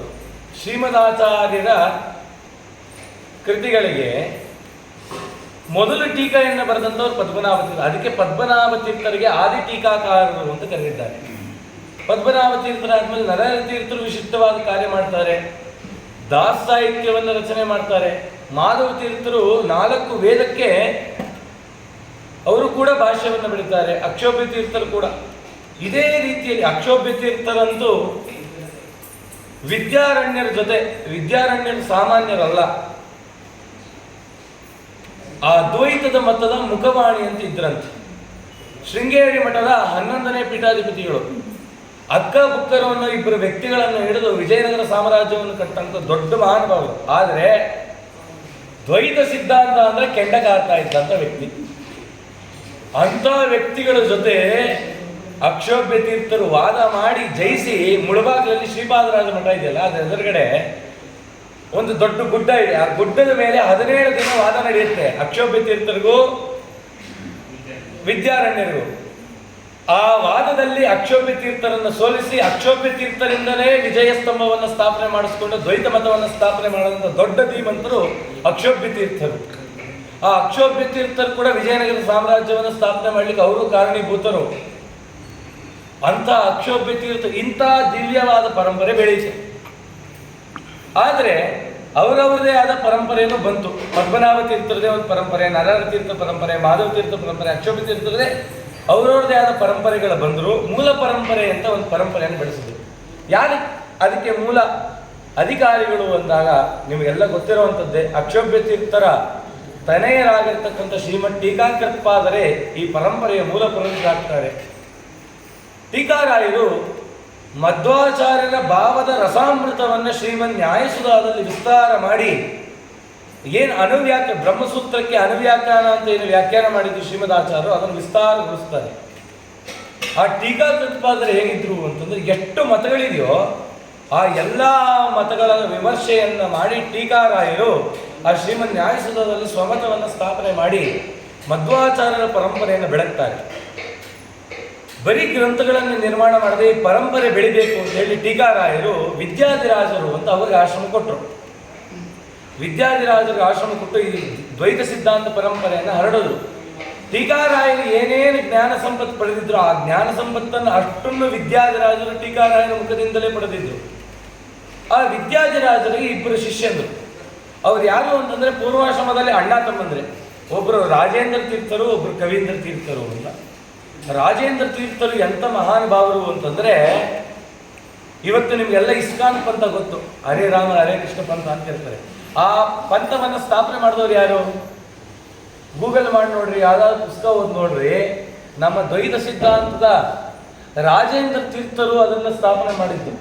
ಪೂರಿ ಜಗನ್ನಾಥ ವಂಗದೇಶಗಳಿಗೆಲ್ಲ ಸಂಚಾರ ಮಾಡಿ ಅಲ್ಲಿ ಭಕ್ತಿ ಪಂಥವನ್ನು ಹುಟ್ಟಾಕದಂಥವ್ರು ಈ ದ್ವೈತ ಸಿದ್ಧಾಂತದಲ್ಲಿ ಬಂದಂಥ ರಾಜೇಂದ್ರ ತೀರ್ಥರು. ಆದರೆ ಏನಪ್ಪ ಆಯಿತು ಅಂತಂದರೆ, ನಮ್ಮಲ್ಲಿ ಇದೆಯಲ್ಲ, ಎಲ್ಲರೂ ಹೋಗಿ ಬಂದರೆ ಒಳ್ಳೆ ಹೆಸರು ಒಳ್ಳೆ ಸಾಧನೆಯನ್ನು ಮಾಡಿದ್ರೆ ಅವ್ರನ್ನ ಗೌಡ ಮಾಡೋದು. ಆ ರೀತಿ ರಾಜೇಂದ್ರ ತೀರ್ಥರಿಗೆ ಅಂಥ ಸ್ಥಾನಮಾನಗಳನ್ನು ಸಿಗೋ ಹಂಗೆ ಮಾಡಲಿಲ್ಲ. ಆದರೆ ಅವರು ಒಳ್ಳೆ ತೇಜಸ್ವಿಗಳು. ಟೀಕಾರಾಯರ ಮುಖಕಮಲದಿಂದಲೇ ಜ್ಞಾನವನ್ನು ಪಡೆದಂಥವ್ರು. ಆ ರಾಜೇಂದ್ರ ತೀರ್ಥರದೊಂದು ಪರಂಪರೆ ಬಂತು. ರಾಜೇಂದ್ರ ತೀರ್ಥರು, ಪುರುಷೋತ್ತಮ ತೀರ್ಥರು, ಬ್ರಹ್ಮಣ್ಯ ತೀರ್ಥರು, ವ್ಯಾಸರಾಜ ಮಠ ಏನು ಪರಂಪರೆ, ರಾಜೇಂದ್ರ ತೀರ್ಥರು. ಇನ್ನೊಂದು ಕವೀಂದ್ರ ತೀರ್ಥರ ಪರಂಪರೆ ಬಂತು. ಇವರಿಬ್ಬರಿಗೂ ಕೂಡ ಮೂಲ ಸಂಸ್ಥಾನವನ್ನ ಹಂಚಬೇಕು. ಏನು ಹಂಚೋದು ಅಂತ ತೀರ್ಮಾನ ಮಾಡಿಕೊಂಡು, ದೊಡ್ಡವರು ಯಾರು ಅಂತಂದ್ರೆ ರಾಜೇಂದ್ರ ತೀರ್ಥರು, ಚಿಕ್ಕವರು ಕವೀಂದ್ರ ತೀರ್ಥರು. ಈ ಮೂಲ ಪರಂಪರೆ ಅನ್ನೋದಕ್ಕೆ ಹೆಂಗೆ ಅನ್ಸ್ಕೊಳ್ಳುತ್ತೆ ಮೂಲ ಪರಂಪರೆ? ಇವತ್ತು ನಾವು ಒಂದು ಮಠ ಮಾಡ್ತೀವಿ. ನಾವು ಒಂದು ಮಠ ಮಾಡಿಬಿಟ್ಟು ಜಗದ್ಗುರು ಶ್ರೀಮನ್ ಮಧ್ವಾಚಾರ್ಯ ಮೂಲ ಮಹಾ ಸಂಸ್ಥಾನ ಕೆಂಗೇರಿ ಕೃಷ್ಣ ಮಠ ಅಂದ್ರೆ ಒಪ್ಕೋತಾರ? ಹೇಗ್ರಿ ಅದು ಮೂಲ ಮಹಾ ಸಂಸ್ಥಾನ ಅಂತ ಪ್ರಶ್ನೆ ಮಾಡ್ತೀವಿ. ಇವತ್ತಿರೋ ಎಲ್ಲ ಮಠಗಳು ಮೂಲ ಸಂಸ್ಥಾನ ಮಹಾ ಸಂಸ್ಥಾನ ಅಂತಾನೆ. ಅವತ್ತಿಗೆ ಯಾವುದೂ ಇರಲಿಲ್ಲ, ಹಾಗೆಲ್ಲ ಈ ರೀತಿ ಇದ್ದಂಥ ಕಾಲ. ಈ ಮೂಲ ಸಂಸ್ಥಾನ ಅನ್ನೋದನ್ನ ಹೇಗೆ ಗಣನೆ ಮಾಡೋಣ ಅಂತ ಹೇಳುವಾಗ, ಶ್ರೀಮನ್ ಮಧ್ವಾಚಾರ್ಯರು ಭಾಷ್ಯವನ್ನು ಅರ್ಪಣೆ ಮಾಡಿದಾಗ ವೇದವ್ಯಾಸ ದೇವರು ತಮ್ಮ ಕೈಯಿಂದ ಕೆಲವಾರು ಶಿಲೆಗಳನ್ನು ಕೊಟ್ಟರಂತೆ. ಅದನ್ನು ವ್ಯಾಸಮುಷ್ಟಿ ಅಂತ ಕರೆದಿದ್ದಾರೆ. ಅದು ವ್ಯಾಸಮುಷ್ಟಿಯನ್ನು ಶ್ರೀಮದ್ ಆಚಾರ್ಯ ಕೊಟ್ಟಾಗ ಆ ವ್ಯಾಸಮುಷ್ಟಿಯನ್ನು ಪದ್ಮನಾಭ ತೀರ್ಥರಿಗೆ ಅದೇ ಪರಂಪರೆಯಲ್ಲಿ ಮುಂದುವರಿಸ್ಕೊಂಡ್ಬಂದರು. ಅದು ಒಂದು ವ್ಯಾಸಮುಷ್ಟಿ ಇತ್ತು. ಒಂದು ವ್ಯಾಸಮುಷ್ಟಿ ಮತ್ತೆ ನರಹರಿ ತೀರ್ಥರನ್ನ ಶಿಷ್ಯನನ್ನಾಗಿ ಮಾಡಿಕೊಂಡಂಥ ಶ್ರೀಮದ್ ಮಧ್ವಾಚಾರ್ಯರು ನರಹರಿ ತೀರ್ಥ ಕೇಳ್ತಾರೆ, ಗುರುಗಳೇ, ನಿಮ್ಮ ಸೇವಾರ್ಥವಾಗಿ ನಾನು ಗುರುಗಳಿಗೆ ನಿಮಗೆ ಏನಾದರೂ ಒಂದು ದಕ್ಷಿಣೆ ಕೊಡಬೇಕು, ಏನು ಕೊಡಲಿ ಅಂತ ಕೇಳಿದಾಗ ಅವ್ರು ಹೇಳ್ತಾರೆ, ಹಿಂದೆ ಬ್ರಹ್ಮದೇವರ ಮನಸ್ಸಿನಲ್ಲಿ ಒಂದು ಪ್ರತಿಮೆಯನ್ನು ಕಲ್ಪನೆ ಮಾಡ್ಕೊಂಡಿರುತ್ತೆ, ಒಂದು ಪರಮಾತ್ಮನ ರೂಪನನ್ನು. ಯಾವ ರೂಪ ಅಂತಂದ್ರೆ ರಾಮದೇವರ ರೂಪ. ಆ ರಾಮನನ್ನು ಕಲ್ಪನೆ ಮಾಡಿಕೊಂಡಾಗ ವಿಶ್ವಕರ್ಮನನ್ನು ಕರೆಸಿ, ನನ್ನ ಮನಸ್ಸಿನಲ್ಲಿ ಹೇಗೆ ರಾಮ ಇದ್ದ ಅದನ್ನು ವರ್ಣನೆ ಮಾಡಿದ್ರೆ ಆ ವಿಶ್ವಕರ್ಮ ಒಂದು ಶುದ್ಧವಾದ ತಾಮ್ರದಲ್ಲಿ ಒಂದು ಪ್ರತೀಕವನ್ನು ಮಾಡ್ತಾನೆ. ಆ ಪ್ರತೀಕವನ್ನು ಬ್ರಹ್ಮದೇವರು ಪೂಜೆ ಮಾಡಿದ್ರು. ಬ್ರಹ್ಮದೇವರು ಪೂಜೆ ಮಾಡಿದ್ಮೇಲೆ ರುದ್ರಾದಿ ದೇವತೆಗಳು ಪೂಜೆ ಮಾಡಿದ್ರು. ಸನಕ ಸನಂದನರು, ನಾರದರು, ಎಲ್ಲ ಋಷಿ ಮುನಿಗಳು ಪೂಜೆ ಮಾಡಿ, ತದನಂತರದಲ್ಲಿ ಇಕ್ಷ್ವಾಕು ಚಕ್ರವರ್ತಿ ಅಂದರೆ ರಾಮದೇವರ ಮೂಲ ವಂಶಜ ಆ ಇಕ್ಷ್ವಾಕು ಚಕ್ರವರ್ತಿ ಕೊಟ್ರಂತೆ. ಆ ಇಕ್ಷ್ವಾಕು ಚಕ್ರವರ್ತಿಯಿಂದ ಎಲ್ಲರೂ ಪೂಜೆ ಮಾಡಿ, ದಶರಥನೂ ಆ ರಾಮನನ್ನು ಪೂಜೆ ಮಾಡಲ್ಲ. ರಾಮಾವತಾರ ಹಾಗೇ ಇಲ್ಲ, ಆಗಲೇ ರಾಮದೇವರ ಪೂಜೆ ಅವರ ಮನೇಲಿ ನಡೀತಿತ್ತು. ಆ ದಶರಥನ ಮಗನಾದಂಥ ರಾಮ ತನ್ನ ಪ್ರತಿಮೆಯನ್ನು ತಾನೇ ಪೂಜೆ ಮಾಡಿದ್ದಂತೆ. ಅಂತಹ ಪ್ರತಿಮೆಗೆ ಮೂಲ ರಾಮ ಅಂತ ಕರೆದಿದ್ದಾರೆ. ಒಂದು ವ್ಯಾಸಮುಷ್ಟಿ, ಇನ್ನೊಂದು ಮೂಲ ರಾಮ, ಎರಡು. ಆ ನರಹರಿ ತೀರ್ಥರು ಆ ಪ್ರತಿಮೆ ಎಲ್ಲಿತ್ತು ಅಂತಂದ್ರೆ ಒರಿಸ್ಸಾ ಪ್ರಾಂತದ ಪುರಿ ಜಗನ್ನಾಥ ಅಂತ ಹೇಳ್ತೀವಿ. ಆ ಗಜಪತಿಯ ಭಂಡಾರ, ಆ ಗಜಪತಿ ಸಂಸ್ಥಾನದ ಭಂಡಾರದಲ್ಲಿ ಒಂದು ಕಡೆ ಇತ್ತು. ಅದನ್ನು ತಗೊಂಬಂದು ಮಧ್ವಾಚಾರ್ಯಗೆ ಅರ್ಪಣೆ ಮಾಡಿದ್ರು. ಶ್ರೀಮದಾಚಾರ್ಯಗೆ ಆನಂದವೋ ಆನಂದ. ಆ ಪ್ರತಿಮೆಯನ್ನು ಇಟ್ಟು ಪೂಜೆ ಮಾಡಿ, ಹೇಗೆ ಪರ್ಯಾಯ ನಡೀತು ಕೃಷ್ಣನ ಪರ್ಯಾಯ, ಹಾಗೆ 2 ತಿಂಗಳ ಕಾಲ ಪದ್ಮನಾಭ ತೀರ್ಥರು, ನರಹರಿ ತೀರ್ಥ, ಮಾಧವ ತೀರ್ಥ ಹೀಗೂ ಪೂಜೆ ಮಾಡ್ಕೊಂಡು ಅದು ಟೀಕಾರಾಯರಿಗೆ ಬಂತು, ವಿದ್ಯಾಧಿರಾಜರಿಗೆ ಬಂತು. ವಿದ್ಯಾಧಿರಾಜರು ಇಬ್ಬರು ಶಿಷ್ಯರನ್ನು ಕೊಟ್ಟಿದ್ದಾರೆ, ಇಬ್ಬರಿಗೆ ಹಂಚಬೇಕು, ಏನು ಮಾಡೋಣ ಅಂದಾಗ ಮೊದಲು ಕವೀಂದ್ರ ತೀರ್ಥರಿಗೆ ಮೂಲರಾಮದೇವರ ಪ್ರತೀಕವನ್ನು ಕೊಟ್ಟರು. ಮೂಲರಾಮದೇವರ ಪ್ರತೀಕ, ಜಯರಾಮಚಂದ್ರ ದೇವರು ಜಯತೀರ್ಥರ ಕರಾರ್ತಿಕ. ಇನ್ನೊಂದು ಮಧ್ವಾಚಾರ್ಯರೇ ತಮ್ಮ ಸ್ವಹಸ್ತದಿಂದ ನಿರ್ಮಾಣ ಮಾಡಿದಂಥ 2 ಪ್ರತೀಕ ಮಧ್ವಾಚಾರ್ಯರೇ ನಿರ್ಮಾಣ ಮಾಡಿದ್ದು. ಒಂದು ಬೆಳ್ಳಿ ಪ್ರತೀಕ, ಇನ್ನೊಂದು ತಾಮ್ರದ ಪ್ರತೀಕ. ಆ ತಾಮ್ರದ ಪ್ರತೀಕ ಏನಪ್ಪ ಅಂತಂದರೆ ಪಟ್ಟಾಭಿರಾಮಚಂದ್ರ ದೇವರು ಅಂತ. ರಾಮದೇವರು ಕೂತಿದ್ದಾರೆ, ಎಡತೊಡೆ ಮೇಲೆ ಸೀತಾದೇವಿ ಕೂತಿದ್ದಾಳೆ, ಪಾದದ ಹತ್ರ ಹನುಮಂತ ದೇವರಿದ್ದಾರೆ. ಆ ಪ್ರತೀಕದ ಏನಪ್ಪ ವೈಶಿಷ್ಟ್ಯತೆ ಅಂತಂದರೆ, ರಾಮದೇವರದು ತಾಮ್ರನೇ ಬೇರೆ ಬಣ್ಣ, ಸೀತಾದೇವಿ ತಾಮ್ರನೇ ಬೇರೆ ಬಣ್ಣ, ಹನುಮಂತ ದೇವರ ತಾಮ್ರವೇ ಬೇರೆ ಬಣ್ಣ. ಮಧ್ವಾಚಾರ್ಯ ಹಾಕಿ ತಾವೇ ಸ್ವತಃ ಲೋಹ ಹಾಕಿ ಮಾಡುವಂಥ ಪ್ರತೀಕ. ಅದನ್ನ ರಾಜೇಂದ್ರ ತೀರ್ಥರಿಗೆ ನೀಡಿದರು. ಮಧ್ವಾಚಾರ್ಯರಿಂದ ಪ್ರದತ್ತವಾಗಿ ಬಂದಂಥ ಯೋಗಾಪಟಿಕ ಲಕ್ಷ್ಮೀ ನರಸಿಂಹದೇವರನ್ನ ಅವ್ರಿಗೆ ಕೊಟ್ಟರು. ಟೀಕಾರಾಯರು ಪೂಜೆ ಮಾಡಿದಂಥ ಯೋಗಪಟಿಕ ಲಕ್ಷ್ಮೀ ನರಸಿಂಹದೇವರನ್ನ ರಾಜೇಂದ್ರ ತೀರ್ಥರಿಗೆ ಕೊಟ್ಟರು. ಕವೀಂದ್ರ ತೀರ್ಥರಿಗೆ ಏನು ಕೊಡೋಣ, ಮೂಲ ರಾಮದೇವರು ಕೊಟ್ಟಿದ್ದೀವಿ. ಮಧ್ವಾಚಾರ್ಯರು ಒಂದು ಪ್ರತೀಕವನ್ನು ನಿರ್ಮಾಣ ಮಾಡ್ತಾರೆ, ದಿಗ್ವಿಜಯ ರಾಮಚಂದ್ರ ದೇವರು ಅಂತ. ಎಲ್ಲ ಮಠಗಳಲ್ಲೂ ದಿಗ್ವಿಜಯ ಪ್ರತಿಮೆ ಇರುತ್ತೆ, ಆದರೆ ಎಲ್ಲ ಪ್ರತಿಮೆಗಳಿಗೂ ರಾಜನಂತೆ ಈ ಪ್ರತಿಮೆ ಇದೆ. ಅದು ಯಾವುದದು ಅಂತಂದರೆ ಬೆಳ್ಳಿಯಲ್ಲಿ ಮಾಡಿದಂಥ ದಿಗ್ವಿಜಯ ರಾಮಚಂದ್ರ ದೇವರು. ಎಲ್ಲ ಕಡೆ ಪೀಠ ಏನಿರುತ್ತೆ ದೇವರದು ನೋಡಿ, ಇಲ್ಲಿ ಗರುಡ ಪೀಠ ಇದೆ ಕೃಷ್ಣನಿಗೆ, ಬೇರೆ ಕಡೆ ಕಮಲ ಪೀಠ ಇರುತ್ತೆ. ಎಲ್ಲ ದಶಾವತಾರ ಪೀಠ ಇದೆಯಾ, ಪರಮಾತ್ಮನ ದಶಾವತಾರಗಳನ್ನೇ ಪೀಠ ಮಾಡಿಕೊಂಡು ಶಿಖೆ ಇದೆಯಲ್ಲ, ಶಿಖೆಯಲ್ಲಿ ಒಂದು ಸುದರ್ಶನ, ಪಾದದ ಹತ್ರ ಒಂದು ಸುದರ್ಶನ, ಶಿರಪಾದಗಳಲ್ಲಿ ಸುದರ್ಶನ. ಶ್ರೀಮದ್ ಮಧ್ವಾಚಾರ್ಯರಿಂದ ಪೂಜಿಸಲ್ಪಟ್ಟಿರ್ತಕ್ಕಂಥ ದಿಗ್ವಿಜಯ ರಾಮಚಂದ್ರ ದೇವರು ಜಯತೀರ್ಥರ ಕರಾರ್ಚಿತ ಜಯರಾಮಚಂದ್ರ ದೇವರನ್ನು ಇವರು ಕೊಟ್ಟರು. ರಾಜೇಂದ್ರ ತೀರ್ಥರು ಕವೀಂದ್ರ ತೀರ್ಥರ ಪರಂಪರೆ ಹೀಗೆ ಬಂತು. ಕವೀಂದ್ರ ತೀರ್ಥರು ತದನಂತರದಲ್ಲಿ ಕವೀಂದ್ರರು, ವಾಗೀಶ ತೀರ್ಥರು, ರಾಮಚಂದ್ರ ತೀರ್ಥರು ಅಂತ ಈ ರೀತಿ ಪರಂಪರೆಯನ್ನು ಬೆಳೆಸಿದ್ರು. ಆ ರಾಮಚಂದ್ರ ತೀರ್ಥರ ಕಾಲದಲ್ಲಿ ಕೆಲವಾರು ಘಟನೆಗಳು ನಡೀತು. ಆ ರಾಮಚಂದ್ರ ತೀರ್ಥರ ಸಾಕ್ಷಾತ್ ಶಿಷ್ಯರೇ ವಿಭುಧೇಂದ್ರ ತೀರ್ಥರು ಅಂತ. ಆ ವಿಭುಧೇಂದ್ರ ತೀರ್ಥರ ಬಗ್ಗೆ ಇಲ್ಲಿ ಅತ್ಯದ್ಭುತವಾಗಿ ವರ್ಣನೆ ಮಾಡ್ತಾ ಇದ್ದಾರೆ. ಅಂತೇವ ಸಂಸತ್ಯ ನೃಸಿಂಹದೇವೋ ಪಾಂತೇವ ಸಂತಾತ್ ಕೃಪಯಾ ಪ್ರತೀತಃ ವಿಜಿತ್ಯ ಸರ್ವಾನ್ ವಿಭುಧೇಂದ್ರ ಯೋಗಿ ಬಭೌ ಹರೇರರ್ಪಿತ ಚೈತ್ರ ಪತ್ರ. ಆ ರಾಮಚಂದ್ರ ತೀರ್ಥರ ಪ್ರಿಯ ಶಿಷ್ಯರು, ಸಾಕ್ಷಾತ್ ಶಿಷ್ಯರು ಯಾರಪ್ಪ ಅಂತಂದರೆ ಆ ವಿಭುಧೇಂದ್ರ ತೀರ್ಥರು. ಆ ವಿಭುಧೇಂದ್ರ ತೀರ್ಥರು ಆ ಕೇರಳಂ ತಥಾ ಸೇತುಂ ಆಗಂಗಂ ಚ ಹಿಮಾಲಯಂ ನಿರಾಕೃತಾದ್ವೈತ ಶೈವಂ ವಿಭುಧೇಂದ್ರ ಗುರುಂ ಭಜೆ ಅಂತ. ಆ ಕೇರಳಂ ತಥಾ ಸೇತುಂ ಆ ಗಂಗಂ ಚ ಹಿಮಾಲಯಂ. ಸೇತು ಅಂತಂದರೆ ಕನ್ಯಾಕುಮಾರಿಯಿಂದ ಹಿಡಿದು ಹಿಮಾಲಯ ಪರ್ಯಂತ ಗಂಗೆ ಎಲ್ಲೆಲ್ಲಿ ಹರಿತಾಳೋ ಅಲ್ಲೆಲ್ಲ ಕಡೆ ಹೋಗಿ ಸ್ವಮತವನ್ನು ಸ್ಥಾಪನೆ ಮಾಡಿದಂಥ ದೊಡ್ಡ ಧೀರರು. ಅವರು ಹೇಳಿದ್ರು, ಅವ್ರು ಯಾರಲ್ಲಿ ವಿದ್ಯಾಭ್ಯಾಸ ಮಾಡಿದ್ದು ಅಂತಂದರೆ ರಾಜೇಂದ್ರ ತೀರ್ಥರ ಹತ್ರ.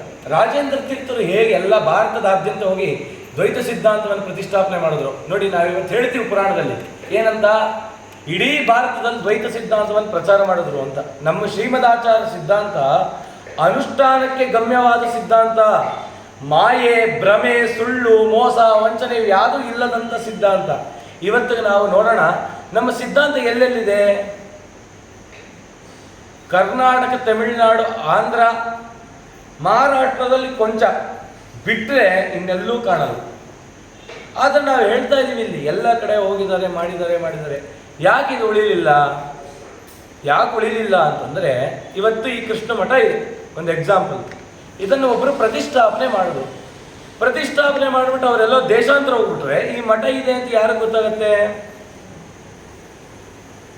ಈ ಮಠ ಇತ್ತು, ಯಾರೋ ಬಂದರು ಪೂಜೆ ಮಾಡಿದ್ರು. ಪೂಜೆ ಅನ್ನೋದು ದ್ವೈತ ಸಿದ್ಧಾಂತದ ಪ್ರಕಾರ ನಡೀತಿದ್ರೆ, ದ್ವೈತ ಸಿದ್ಧಾಂತದ ಅನುಗುಣವಾಗೇ ಕಾರ್ಯಕ್ರಮಗಳು ನಡೀತಿದ್ರೆ ದ್ವೈತ ಸಿದ್ಧಾಂತ ಅನುಯಾಯಿಗಳು ಬರ್ತಾರೆ. ಇಲ್ಲದಿದ್ರೆ ಅದು ಯಾವ ರೀತಿ ಕ್ರಮ ಇದೆಯೋ ಅಂಥ ಜನ ಬರ್ತಾರೆ, ಹೌದಲ್ವಾ? ಹೀಗಾಯ್ತು. ಅವರೆಲ್ಲ ಹೋಗಿ ಸ್ವಮತವನ್ನು ಸ್ಥಾಪನೆ ಮಾಡಿದ ನಂತರದಲ್ಲಿ ಮ್ಲೇಚ್ಛರ ದಾಳಿ ಬಹಳ ಆಗೋಯ್ತು. ಯಾರು ಹೆಚ್ಚು ಆ ಕಡೆ ಸಂಚಾರ ಮಾಡಲಿಕ್ಕೆ ಕೆಲವೊಬ್ಬರು ಮಾಡಿದ್ರು, ಆದರೆ ಬಹಳ ಕಮ್ಮಿ. ಗಯಾದಲ್ಲಿ ಹೋಗಿ ವಿದ್ಯಾಧೀಶ ತೀರ್ಥರು ಅಂತ ಅವರು ಹೋಗಿ ಅಲ್ಲಿ ಮತ ಸ್ಥಾಪನೆ ಮಾಡಿ ಇವತ್ತಿಗೂ ಕೂಡ ಗಯಾದಲ್ಲಿ ಮಾಧ್ವರಿದ್ದಾರೆ. ಕಾಶಿನಲ್ಲಿ ಸ್ವಲ್ಪ ಜನ ಇದ್ದಾರೆ. ಇವತ್ತು ನಾವೆಲ್ಲ ಹೇಳ್ತೀವಿ ಬದರಿ ನಮಗೆ ಹೇಗೆಪ್ಪ ಅಂತಂದರೆ ಇಡೀ ಎಲ್ಲ ಭಾರತದವರು ಕೂಡ ಒಮ್ಮೆ ಆದರೂ ಆ ಉತ್ತರ ಭಾರತ ಸಂಚಾರ ಮಾಡಬೇಕು ಅಂತ ಆಸೆ ಪಡ್ತಾರೆ. ಆದರೆ ಅದರಲ್ಲಿ ವಿಶೇಷವಾಗಿ ಮಾಧ್ವರು ಈ ಜನ್ಮ ಎತ್ತದ ಮೇಲೆ ಒಮ್ಮೆ ಆದರೂ ಬದರಿ ನೋಡಬೇಕು ಅನ್ನೋ ಆಸೆ ಇಟ್ಕೋತೀವಿ. ಒಂದು ಸರಿ ಆದರೂ ಬದರಿ ಯಾತ್ರೆ ಮಾಡೋಣ ಅನ್ನೋದು ನಮ್ಮ ಆಸೆ. ಆ ಬದರಿಯಲ್ಲಿ ನಾವು ಹೇಳ್ತೀವಿ ಶ್ರೀಮದ್ ಆಚಾರ್ಯರು ಅಲ್ಲೇ ಅದೃಶ್ಯರಾದರು, ಅಲ್ಲಿ ವೇದವ್ಯಾಸ ದೇವರು ಸಂದರ್ಶನ ಮಾಡಿದ್ರು ಅಂತ. ಆದರೆ ಮಧ್ವಾಚಾರಕ್ಕೆ ಸಂಬಂಧಪಟ್ಟಂಥ ಕುರು ಇರುವಂಥದ್ದು ಒಂದೇ ಒಂದು ಕುರುವೂ ಇಲ್ಲ ಅಲ್ಲಿ. ಯಾಕೆ ಹೀಗಾಯಿತು? ಬೇರೆಯವರ ದಾಳಿ ಬಹಳ ಇದ್ದರು, ಮಧ್ವಾಚಾರ ಅಲ್ಲೇ ಇದ್ದರೂ ಕೂಡ ಯಾಕೆ ಅದಾಗಲಿಲ್ಲ ಅಂತಂದರೆ ಮುಂದೆ ಬಂದಂಥವರು ಅದನ್ನು ಉಳಿಸ್ಕೊಳ್ಳಿಲ್ಲ. ಇವತ್ತು ನಾವು ಎಲ್ಲೆಲ್ಲಿ ಅದಕ್ಕೆ ಒಂದು ಸರಿ ನಮಗೆ ಅನ್ನಿಸ್ತು, ಬದರಿಗೆ ಹೋದಾಗ ಮಧ್ವಾಚಾರ ನಾವೆಲ್ಲ ಒಗ್ಗಟ್ಟಾಗಬೇಕು ಅಂತ ಹೇಳ್ತೀವಲ್ಲ, ಎಲ್ಲ ಮಠದವರು ಸೇರಿ ಎಲ್ಲರ ಹತ್ರ ಎಲ್ಲೆಲ್ಲ ದುಡ್ಡಿದೆ, ನಾವೆಲ್ಲ ದುಡ್ಡು ಹಾಕಿ ಮಧ್ವಾಚಾರ್ಯರ ದೊಡ್ಡ ಪ್ರತೀಕವನ್ನು ಯಾಕೆ ಬದಲಿ ನಿಲ್ಲಿಸಬಾರ್ದು ಅಂತ.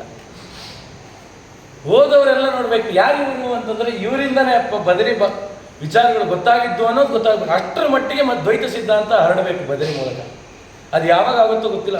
ಆ ಶ್ರೀಮದ್ ಆಚಾರ್ಯರು ನಮ್ಮೆಲ್ಲರಲ್ಲೂ ಕೂಡ ಆ ಮನಸ್ಸನ್ನು ಕೊಟ್ಟು ಅವರಲ್ಲಿ ನಿಲ್ಲಬೇಕು, ಅದು ನಮ್ಮ ಆಸೆ.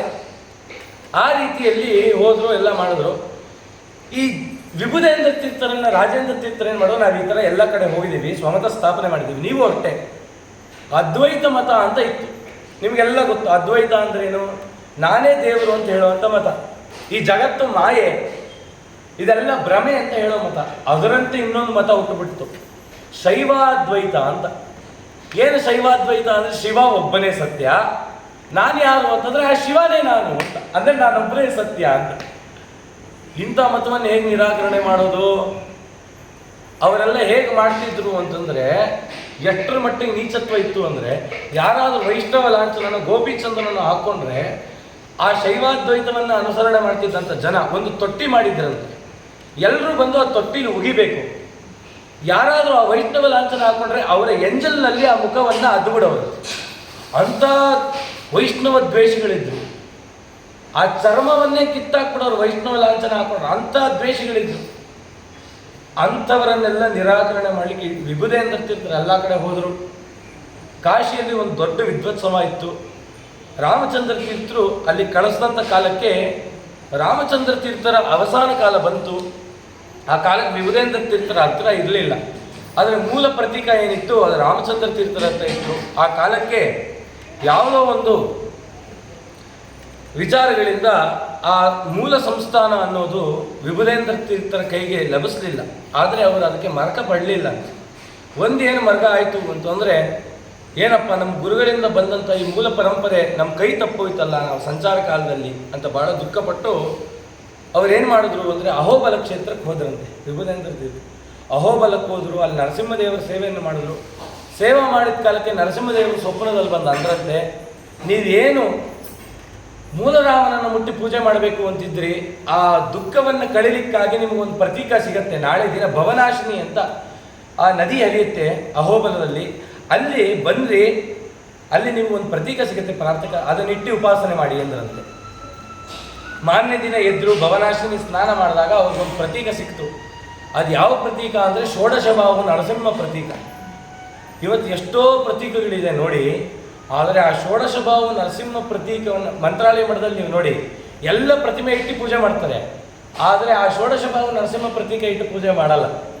ಯಾವಾಗ ಪೂಜೆ ಮಾಡ್ತಾರೆ ಅಂತಂದರೆ, ಒಂದು ಈ ಯುಗಾದಿ ಹಬ್ಬ, ದೀಪಾವಳಿ, ನರಸಿಂಹ ಜಯಂತಿ ಬಿಟ್ಟರೆ ಬೇರೆ ಸಂದರ್ಭದಲ್ಲಿ ತೆಗೆಯಲ್ಲ. ಇಲ್ಲ ವಿಭುದೇಂದ್ರ ತೀರ್ಥರ ಆರಾಧನೆಗೆ ಹೋದರೆ ಆಗ ತೆಗಿತಾರೆ. ಯಾಕೆ ತೆಗೆಯಲ್ಲ ಅಂತಂದರೆ ಅದಕ್ಕೆ ಉಪಾಸನೆ ಮಾಡಲಿಕ್ಕೆ ಬಹಳ ಶಕ್ತಿ ಬೇಕಂತೆ. ಹಾಗಾಗಿ ಅದನ್ನು ಮಾಡಲ್ಲ. ನೀವೆಲ್ಲ ವಾಸುದೇವ ವಿಠಲ ಆಡಾಡ್ತೀರಲ್ಲ, ವ್ಯಾಸ ತತ್ವಜ್ಞರು ಅವರ ಜೀವನ ಪರ್ಯಂತ ಆ ಷೋಡಶಭಾವ ನರಸಿಂಹದೇವರನ್ನು ಪೂಜೆ ಮಾಡಿದ್ದಾರೆ. ಅಂಥ ಸಿದ್ಧಿ ಇತ್ತು ಅವರಿಗೆ. ಆ ಷೋಡಶಭಾವ ನರಸಿಂಹದೇವರು ಸಿಕ್ಕಿದ್ರು ಇವರು ಭಾಳ ಆನಂದ ಆಯಿತು. ಆ ನರಸಿಂಹದೇವರನ್ನು ಇಟ್ಟು ಪೂಜೆ ಮಾಡಿದ್ರು. ಆ ನರಸಿಂಹದೇವರನ್ನು ಉಪಾಸನೆ ಮಾಡಿ ದ್ವೈತ ಸಿದ್ಧಾಂತವನ್ನು ಎಲ್ಲ ಕಡೆ ಪ್ರಚಾರ ಮಾಡಿದ್ರು ಅಂದ್ರಲ್ಲ, ಅವಾಗ ಏನಾಯ್ತುಪ್ಪ ಅಂತಂದರೆ, ಹರೇರರ್ಪಿತ ಜೈತ್ರ ಪತ್ರ, ಅವರ ಹತ್ರ 100ಕ್ಕಿಂತ ಹೆಚ್ಚು ಬಂಗಾರ, ತಾಮ್ರ, ಬೆಳ್ಳಿಯಿಂದ ಮಾಡಿಸಿದಂಥ ವಿಜಯ ಪತ್ರಗಳು ಕೊಟ್ಟರಂತೆ ರಾಜರು.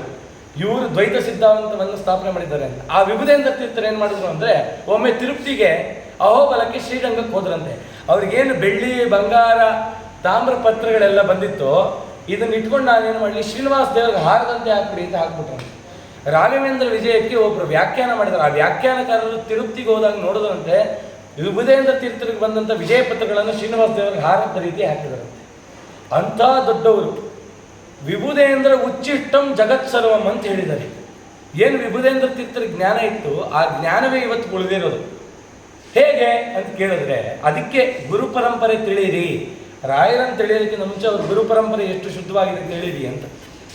ವಿಭುದೇಂದ್ರ ತೀರ್ಥರು ರಾಜೇಂದ್ರ ತೀರ್ಥರ ಹತ್ರ ವಿದ್ಯೆ ಕಲಿತರು. ರಾಜೇಂದ್ರ ತೀರ್ಥರು ಟೀಕಾರಾಯರ ಹತ್ರ ಕಲಿತರು. ಟೀಕಾರಾಯರ ಕಲಿತರು ಅಕ್ಷೋಭ್ಯ ತೀರ್ಥರ ಅನುಗ್ರಹದಿಂದ ಕಲಿತರು. ಅಕ್ಷೋಭ್ಯ ತೀರ್ಥರು ಮಧ್ವಾಚಾರ್ಯರಿಂದ ಕಲಿತರು. ಆ ಮಧ್ವಾಚಾರ್ಯ ನೇರವಾದ ಜ್ಞಾನ ಪರಂಪರೆ ಹಾಕೋ ಬರ್ತಾ ಇದೆ. ಶ್ರೀಪಾದರಾಜರ ಗುರುಗಳು ಯಾರು?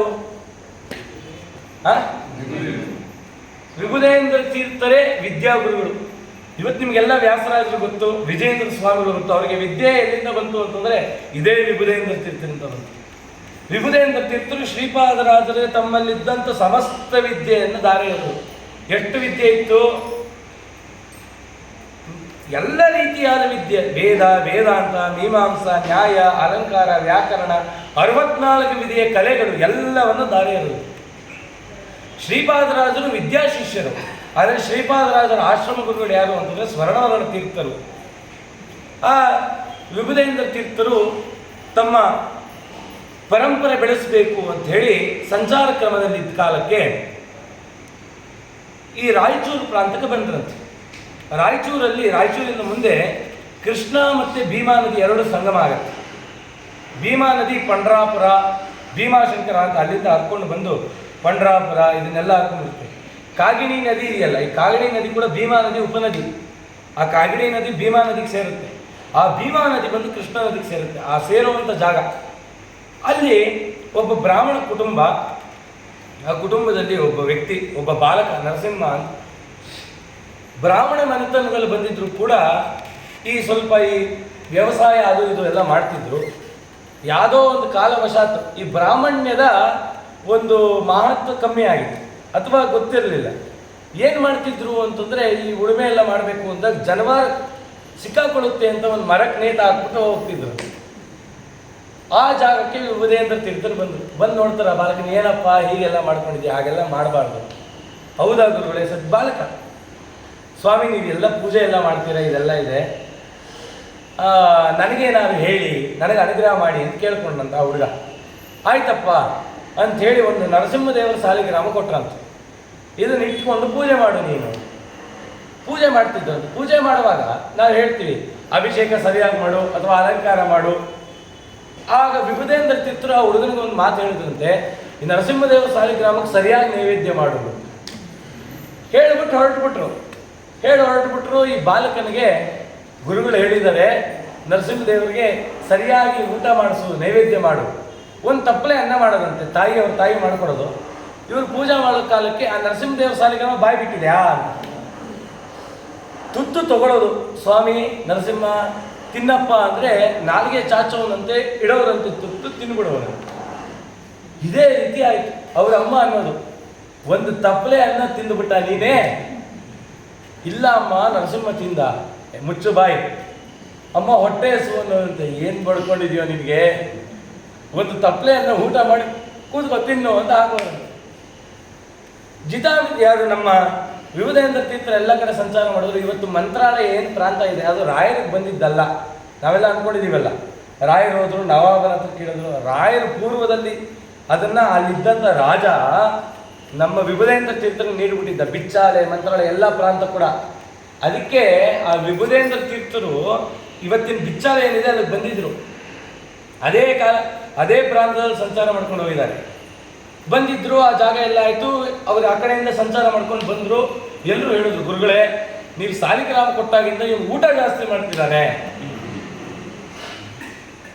ಈ ಬಾಲಕನ್ನ ಕೇಳಿದ್ರು, ಏನಪ್ಪ ಏನು ಅವರೆಲ್ಲ ಹೇಳ್ತಿದ್ದಾರೆ, ನೀನೇನು ವಿಪರೀತ ಊಟ? ಇಲ್ಲ ಗುರುಗಳೇ, ನೀವು ಹೇಳಿದ್ರಲ್ಲ ನರಸಿಂಹನಿಗೆ ನೈವೇದ್ಯ ಮಾಡುವಂತ, ನಾನು ಪ್ರತಿದಿನ ತುತ್ತು ಊಟ ಮಾಡಿಸ್ತೀನಿ, ಸ್ವಾಮಿ ಹೊಟ್ಟೆ ತುಂಬ ಊಟ ಮಾಡ್ತಾನೆ. ಸುಳ್ಳು ಹೇಳ್ತೀಯಾ ಅಂತಂದು. ಇಲ್ಲ ಗುರುಗಳೇ, ಎಲ್ಲಿ ನನ್ನ ಮುಂದೆ ಊಟ ಮಾಡಿಸು ನೋಡೋಣ ಅಂತಂದು. ಪ್ರತಿದಿನ ನಾಲಿಗೆ ಚಾಚಿ ಬಾಯಿ ಹಾಲು ತಿಂತಿದ್ದಂಥ ಆ ನರಸಿಂಹ ಅವತ್ತು ಬಾಯೇ ತೆಗಿಲಿಲ್ಲ. ಆಗ ಬಾಲಕ ಅನ್ನಂತೆ, ಇವತ್ತು ನೀನು ಬಾಯಿ ತೆಗೆದೇ ಹೋದರೆ ನಿನಗೆ ನಾನೇ ಆಹಾರ ಆಗೋಗ್ತೀನಿ, ನನ್ನ ಜೀವ ಕಳ್ಕೊತೀನಿ, ನನ್ನ ಮಾನ ಅಪಮಾನ ನಿಂದು ನೀನು ಬಾಯಿ ತೆಗಿ ಎಂದಾಗ ಆ ಬಾಯಿ ತೆಗೆದನಂತೆ ಇವ್ರ ಕೈ ತುತ್ತಿಡಿಸ್ಕೊಂಡಂತೆ. ಆಗ ವಿಭುದೇಂದ್ರ ಅಂದ್ಕೊಂಡು ಈತನೇ ನನ್ನ ಉತ್ತರಾಧಿಕಾರಿ ಅಂತ ಹೇಳಿ ಅವರಿಗೆ ಜಿತಾಮಿತ್ರ ತೀರ್ಥರು ಅಂತ ನಾಮಕರಣ ಮಾಡಿ ಅವ್ರ ತಲೆ ಮೇಲೆ ಕೈ ಇಟ್ಟು ಅವರಲ್ಲಿ ಏನು ವಿದ್ಯಾ ಜ್ಞಾನ ಇತ್ತು ಅದನ್ನೆಲ್ಲ ದಾರಿ ಎರೆದರು. ತದನಂತರದ ತಿರುನಲ್ವೇಲಿ ಅಂತಿದೆ, ಕನ್ಯಾಕುಮಾರಿಗೆ ಹತ್ತಿರ ತಿರುನಲ್ವೇಲಿ ಅಂತ, ಅಲ್ಲಿ ಹೋಗಿ ತಾಮ್ರಪರ್ಣಿ ನದಿ ಅಂತ, ಈ ತಾಮ್ರಪರ್ಣಿ ನದಿ ಸ್ನಾನ ಮಾಡಬೇಕಂತ. ಯಾಕೆ ಅಂದರೆ ನಾನಾ ವಿಧವಾದ ಚರ್ಮ ರೋಗ ಪರಿಹಾರ ಆಗುತ್ತಂತೆ. ಇವತ್ತಿಗೂ ತಾಮ್ರಪರ್ಣಿ ನದಿ ಹತ್ರ ಇದ್ದಂಥ ಬ್ರಾಹ್ಮಣರಿಗೆ ತಾಮ್ರಪರ್ಣಿ ಮನೆತನ ಅಂತ ಕರೀತಾರೆ. ಶಾಷ್ಟಿಕ ಮನೆತನದವರು ಅವರೆಲ್ಲ ಈಗಲೂ ಇದ್ದಾರೆ, ಎಷ್ಟೋ ಜನ. ಅಲ್ಲಿ ಅವರು ವೃಂದಾವನಸ್ಥರಾದರು. ತಮ್ಮ ಹತ್ರ ಏನಿದ್ರು ಇದ್ದಂಥ ನರಸಿಂಹದೇವರು ಅನೇಕ ಪ್ರತಿಮೆಗಳು ಸಾಲಿಗ್ರಾಮಗಳನ್ನೆಲ್ಲ ಅವರು ಕೊಟ್ಟು ಇದನ್ನು ಬೆಳೆಸಬೇಕಪ್ಪ ಅಂತಂದರು. ಜಿತಾಮಿತ್ರ ತೀರ್ಥರು ಒಳ್ಳೆ ಜ್ಞಾನ ಬಂತವರಿಗೆ. ಆ ಜಿತಾಮಿತ್ರ ತೀರ್ಥರು ಈ ಕೃಷ್ಣ ಭೀಮಾ ನದಿ ಸಂಗಮದ ಮಧ್ಯದಲ್ಲಿ ಒಂದು ನಡುಗಡ್ಡೆ, ಅಲ್ಲಿ ಕೂತ್ಕೊಂಡು ಎಲ್ರಿಗೂ ಕೂಡ ಜ್ಞಾನವನ್ನು ಹಂಚ್ತಾ ಇದ್ರು. ಒಮ್ಮೆ ಏನಾಯಿತು, ಕೃಷ್ಣ ಮತ್ತು ಭೀಮಾ ನದಿ ಎರಡೂ ಜೋರಾಗಿ ಪ್ರವಾಹ ಬಂತಂತೆ. ಪ್ರವಾಹ ಬಂದರೆ ಶಿಷ್ಯರೆಲ್ಲ ಓಡಾಡೋದು, ನೀರಿನೆಲ್ಲ ನಾವು ಕಚ್ಕೊಂಡು ಹೋಗ್ತೀವಿ ಅಂತ. ಆದರೆ ಆ ಜಿತಾಮಿತ್ರ ತೀರ್ಥರು ಮಾತ್ರ ಅಲ್ಲಾಡಲಿಲ್ಲ ಅಂತ ಅಲ್ಲೇ ಕೂತಿದ್ರಂತೆ. ಅದಕ್ಕೆ ಹೇಳ್ತಾರೆ, ಸಪ್ತರಾತ್ರಂ ಕೃಷ್ಣವೇಣ್ಯ ಮುಷಿತ್ವ ಪುನರುತ್ಥಿತಂ ಜಿತಾಮಿತ್ರ ಗುರುಂ ವಂದೇ ವಿಭುದೇಂದ್ರ ಕರೋದ್ವಂ. ಸಪ್ತರಾತ್ರಂ ಕೃಷ್ಣವೇಣ್ಯ, ಸಪ್ತ ರಾತ್ರಿಗಳು ಸಪ್ತ ಹಗಲು ಆ ದೊಡ್ಡ ಪ್ರವಾಹದಲ್ಲಿ ಮುಳುಗೋಗಿದ್ವಂತೆ ದೊಡ್ಡ ದೊಡ್ಡ ಮರಗಳೇ. ಆದರೆ 7 ದಿನ ಆದಮೇಲೆ ಆ ಪ್ರವಾಹ ಇಳಿದ್ರೆ ತಾವೇನು ಅಕ್ಷತೆ ಹೆಂಗಾರ ಎಳೆ ತುಳಸಿಯನ್ನು ಕಿವಿಯಲ್ಲಿ ಇಟ್ಕೊಂಡಿದ್ರಂತೆ.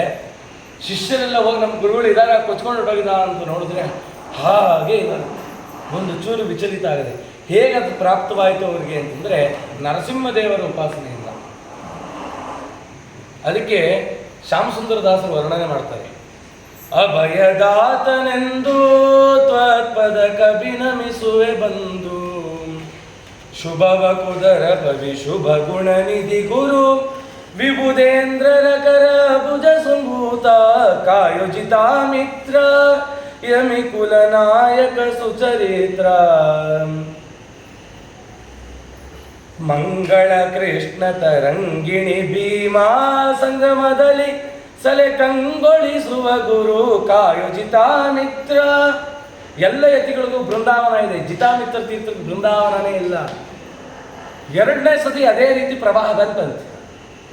ಒಂದು ಗೋಲ ವೃಕ್ಷ ಅಂದರೆ ಈ ಸ್ವಲ್ಪ ಎಲ್ಚೆ ಹಣ್ಣಿನ ರೀತಿ ಇರುವಂಥ ಒಂದು ಮರ, ಆ ಮರದ ಹತ್ರ ಇದ್ದರು. ಎರಡನೇ ಸರಿ ಪ್ರವಾಹ ಬಂದಾಗ ಎಲ್ರಿಗೂ ಸ್ವಪ್ನ ಕೊಟ್ಟರಂತೆ, ನಾವು ಎರಡನೇ ಪ್ರವಾಹದಲ್ಲಿ ನಾವಿರೋದಿಲ್ಲ, ನಮ್ಮ ಸನ್ನಿಧಾನ ಪೂರ್ತಿ ಮರದಲ್ಲಿದೆ, ಈ ಮರಕ್ಕೆ ಆರಾಧನೆ ಮಾಡಲಿ ಅಂತ. ಇವತ್ತಿಗೂ ಆ ಜಿತಾಮಿತ್ರ ತೀರ್ಥರು ಆ ನಡಗಡ್ಡೆಯಲ್ಲಿ ಅವರು ವೃಕ್ಷ ಇದೆ.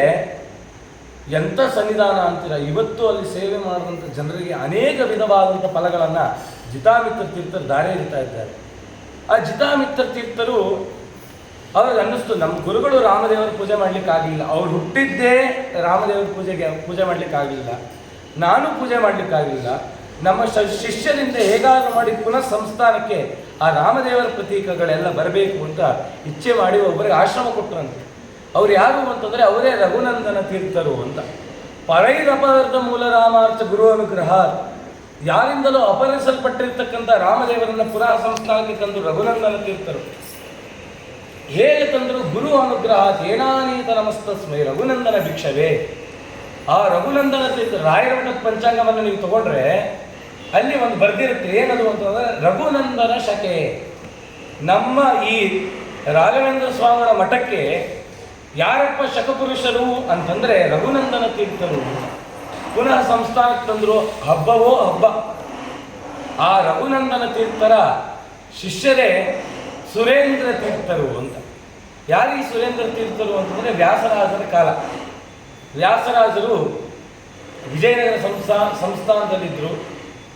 ಸುರೇಂದ್ರ ತೀರ್ಥರು ಎಂಥವರು ಅಂತಂದರೆ ಯಶ್ಚಕಾರೋಪವಾಸೇನ ತ್ರಿವಾರಂ ಭೂಪ್ರದಕ್ಷಿಣ, ಉಪವಾಸದಲ್ಲಿ 3 ಬಾರಿ ಭೂ ಸಂಚಾರ ಮಾಡಿದ್ದಾರಂತೆ.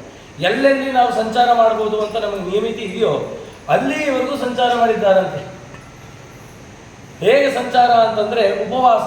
ಏನು ಉಪವಾಸ ಅಂದರೆ ಒಂದು ಉದ್ಧರಣೆ ತೀರ್ಥ, ಒಂದೇ ಒಂದು ತುಳಸಿ ದಳವನ್ನು ಸೇವನೆ ಮಾಡಿ 3 ಬಾರಿ ದೇಶ ಸಂಚಾರ ಮಾಡಿದ್ದಾರೆ ಅಂತಂದರೆ ಎಂಥ ಮಹಾನುಭಾವ. ಯಶ್ಚಕಾರ ಉಪವಾಸೇನ ತ್ರಿವಾರ ಭೂಪ್ರದಕ್ಷಿಣ ತಸ್ಮೈ ನಮೋ ಯತೀಂದ್ರಾಯ ಸುರೇಂದ್ರ ತಪಸ್ವಿನೇ. ಅಂಥ ತಪಸ್ವಿಗಳು ಸುರೇಂದ್ರ ತೀರ್ಥರು ವಿಜಯನಗರಕ್ಕೆ ಬಂದರು. ವಿಜಯನಗರದಲ್ಲಿ ವ್ಯಾಸರಾಜರ ಆ ವಿದ್ಯಾ ಸಾಮ್ರಾಜ್ಯ ಲೋಕಪಾವನಿ ಗುರುಕುಲ ನಡೀತಾ ಇದೆ. 10,000 ಜನ ವಿದ್ಯಾರ್ಥಿಗಳು, 24 ಜನ ಸನ್ಯಾಸಿ ಶಿಷ್ಯರು. ಅದರಲ್ಲಿ ವಿಠಲಾಚಾರ್ಯರು ಅಂತ ಅವರಿಗೆ ವಿಷ್ಣು ತೀರ್ಥ ಅಂತ ಆಶ್ರಮ ಕೊಟ್ಟಿದ್ದಾರೆ. ಅವರಿಗೆ ಅಂದ್ರಂತೆ ವ್ಯಾಸರಾಜರು, ನಿಮಗೆಲ್ಲ ಗೊತ್ತಿರೋಂಥ ಕಥೆ ಇದು. ವಿಷ್ಣು ತೀರ್ಥರೇ ಗೋಪಾಲಕೃಷ್ಣ ದೇವರ ಪೂಜೆಗೆ ಉತ್ತಮವಾದ ತುಳಸಿಯನ್ನು ಕಿತ್ಕೊಂಡ್ಬನ್ನಿ ಅಂತ. ಆ ವಿಜಯನಗರದಲ್ಲಿ ಎಕರೆ ಗಟ್ಟಲೆ ತುಳಸಿ ಬೆಳೆದಿದ್ದರಂತೆ ದೇವರ ಪೂಜೆಗೆ. ದೇವರಿಗೆ ಏನು ಅರ್ಪಣೆ ಮಾಡಲು ಒಂದು ತುಳಸಿ ದಳ ಸಾಕಂತೆ. ವಲ್ಲನೋ ಹರಿ ತಾಕೊಳ್ಳನು ಎಲ್ಲ ಸಾಧನವಿತ್ತು ತುಳಸಿ ಇಲ್ಲದ ಪೂಜೆ ವಲ್ಲನೋ ಹರಿ ತಾಕೊಳ್ಳನು. ದೇವರಿಗೆ ಒಂದು ತುಳಸಿ ದಳ ಇಡಬೇಕಂತೆ. ಅದಕ್ಕೆ ಯಾರೋ ಏನು ಮಾಡೋದಂತೆ, ಬಂಗಾರದಲ್ಲಿ ತುಳಸಿ ದಳ ಮಾಡಿಟ್ರಂತೆ. ಆ ತುಳಸಿ ಬಂಗಾರದಲ್ಲಿ ಮಾಡಿಟ್ರೆ ಎಲ್ಲ ದೇವ್ರು ಕೇಳಿದ್ರು. ಬೇಕಾದ್ರೆ ತುಳಸಿ ಇಲ್ಲ ಅಂದ್ರೆ ಪರವಾಗಿಲ್ಲ, ತುಳಸಿ ಕಾಷ್ಟ ಇಡುವಂದ. ತುಳಸಿ ಕಾಷ್ಟ ಇಲ್ಲ ಅಂದರೆ ಆ ತುಳಸಿ ಮೃತ್ತಿಗೆನಾದರೂ ಇಡುವಂದ. ತುಳಸಿ ಮೃತ್ತಿಗೆ ಇಲ್ಲವ, ತುಳಸಿ ಅಂತಾದರೂ ಸ್ಮರಣೆ ಮಾಡಿ. ತುಳಸಿ ಸ್ಮರಣೆ ಮಾಡಿ ಸಕಲಿಷ್ಟವ ಪಡೆದು ಅಂತ ಹೇಳ್ತಾರೆ ಪುರಂದರದಾಸರು. ತುಳಸಿ ಸ್ಮರಣೆ ಮಾಡಿದ್ರು ಅಷ್ಟು ಶಕ್ತಿ ಇದೆಯಂತೆ. ಆ ರೀತಿಯಲ್ಲಿ ತುಳಸಿ ಕಿತ್ಕೊಂಬನ್ನಿ ಅಂದರು. ಸುರೇಂದ್ರ ತೀರ್ಥರು ಆ ಕಡೆ ಬಂದಿದ್ರು, ಒಂದು ಮಂಟಪದಲ್ಲಿ ಕೂತಿದ್ರು, ರಾಮದೇವರ ಪೂಜೆ ಮಾಡಿದ್ರು. ಮಾನಸ ಪೂಜಾ ದುರಂಧರರು ಅನ್ಕೊಂಡ್ರು ಆ ತುಳಸಿ ತೋಟ ನೋಡಿ, ರಾಮ ಇಷ್ಟು ತುಳಸಿ ಬಂದಿದೆಯಪ್ಪ ಕೃಷ್ಣಾರ್ಪಣ ಅಂದ್ಬಿಟ್ರು. ತೋಟನೇ ವಿಷ್ಣು ತೀರ್ಥ ಕಿತ್ಕೊಂಡ್ಬಂದು ಪೂಜೆಗೆ ಇಟ್ಟರೆ ವ್ಯಾಸರಾಜರು, ಏನರಪ್ಪ ನಿರ್ಮಾಲ್ಯ ತಗೊಂಡ್ಬಂದಿದ್ದೀರಲ್ರು ಅಂದರು.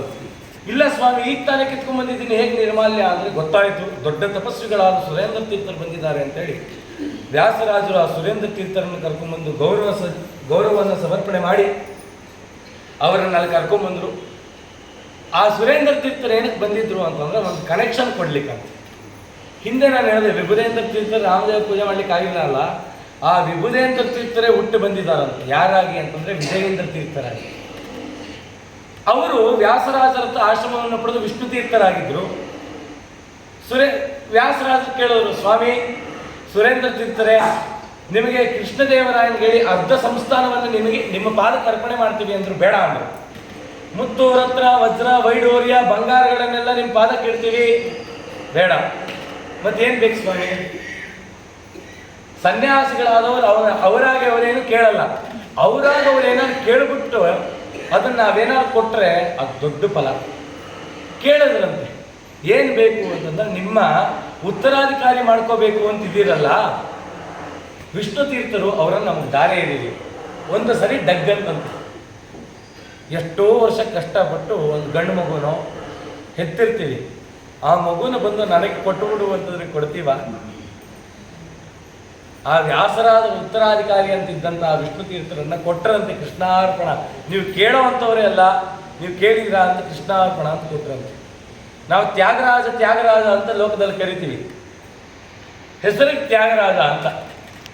ಏನಾದ್ರು ಕೇಳಿದ್ರೆ ತ್ಯಾಗ ಮಾಡ್ಲಿಕ್ಕೆ ಸಿದ್ಧ ಇಲ್ಲ. ನಿಜವಾದ ತ್ಯಾಗರಾಜರು ಯಾರು ಅಂತಂದ್ರೆ ವ್ಯಾಸರಾಜರು ಅಂತ ಕೊಂಡಾಡ್ತಾ ಇದ್ದಾರೆ. ಯಾಕೆ?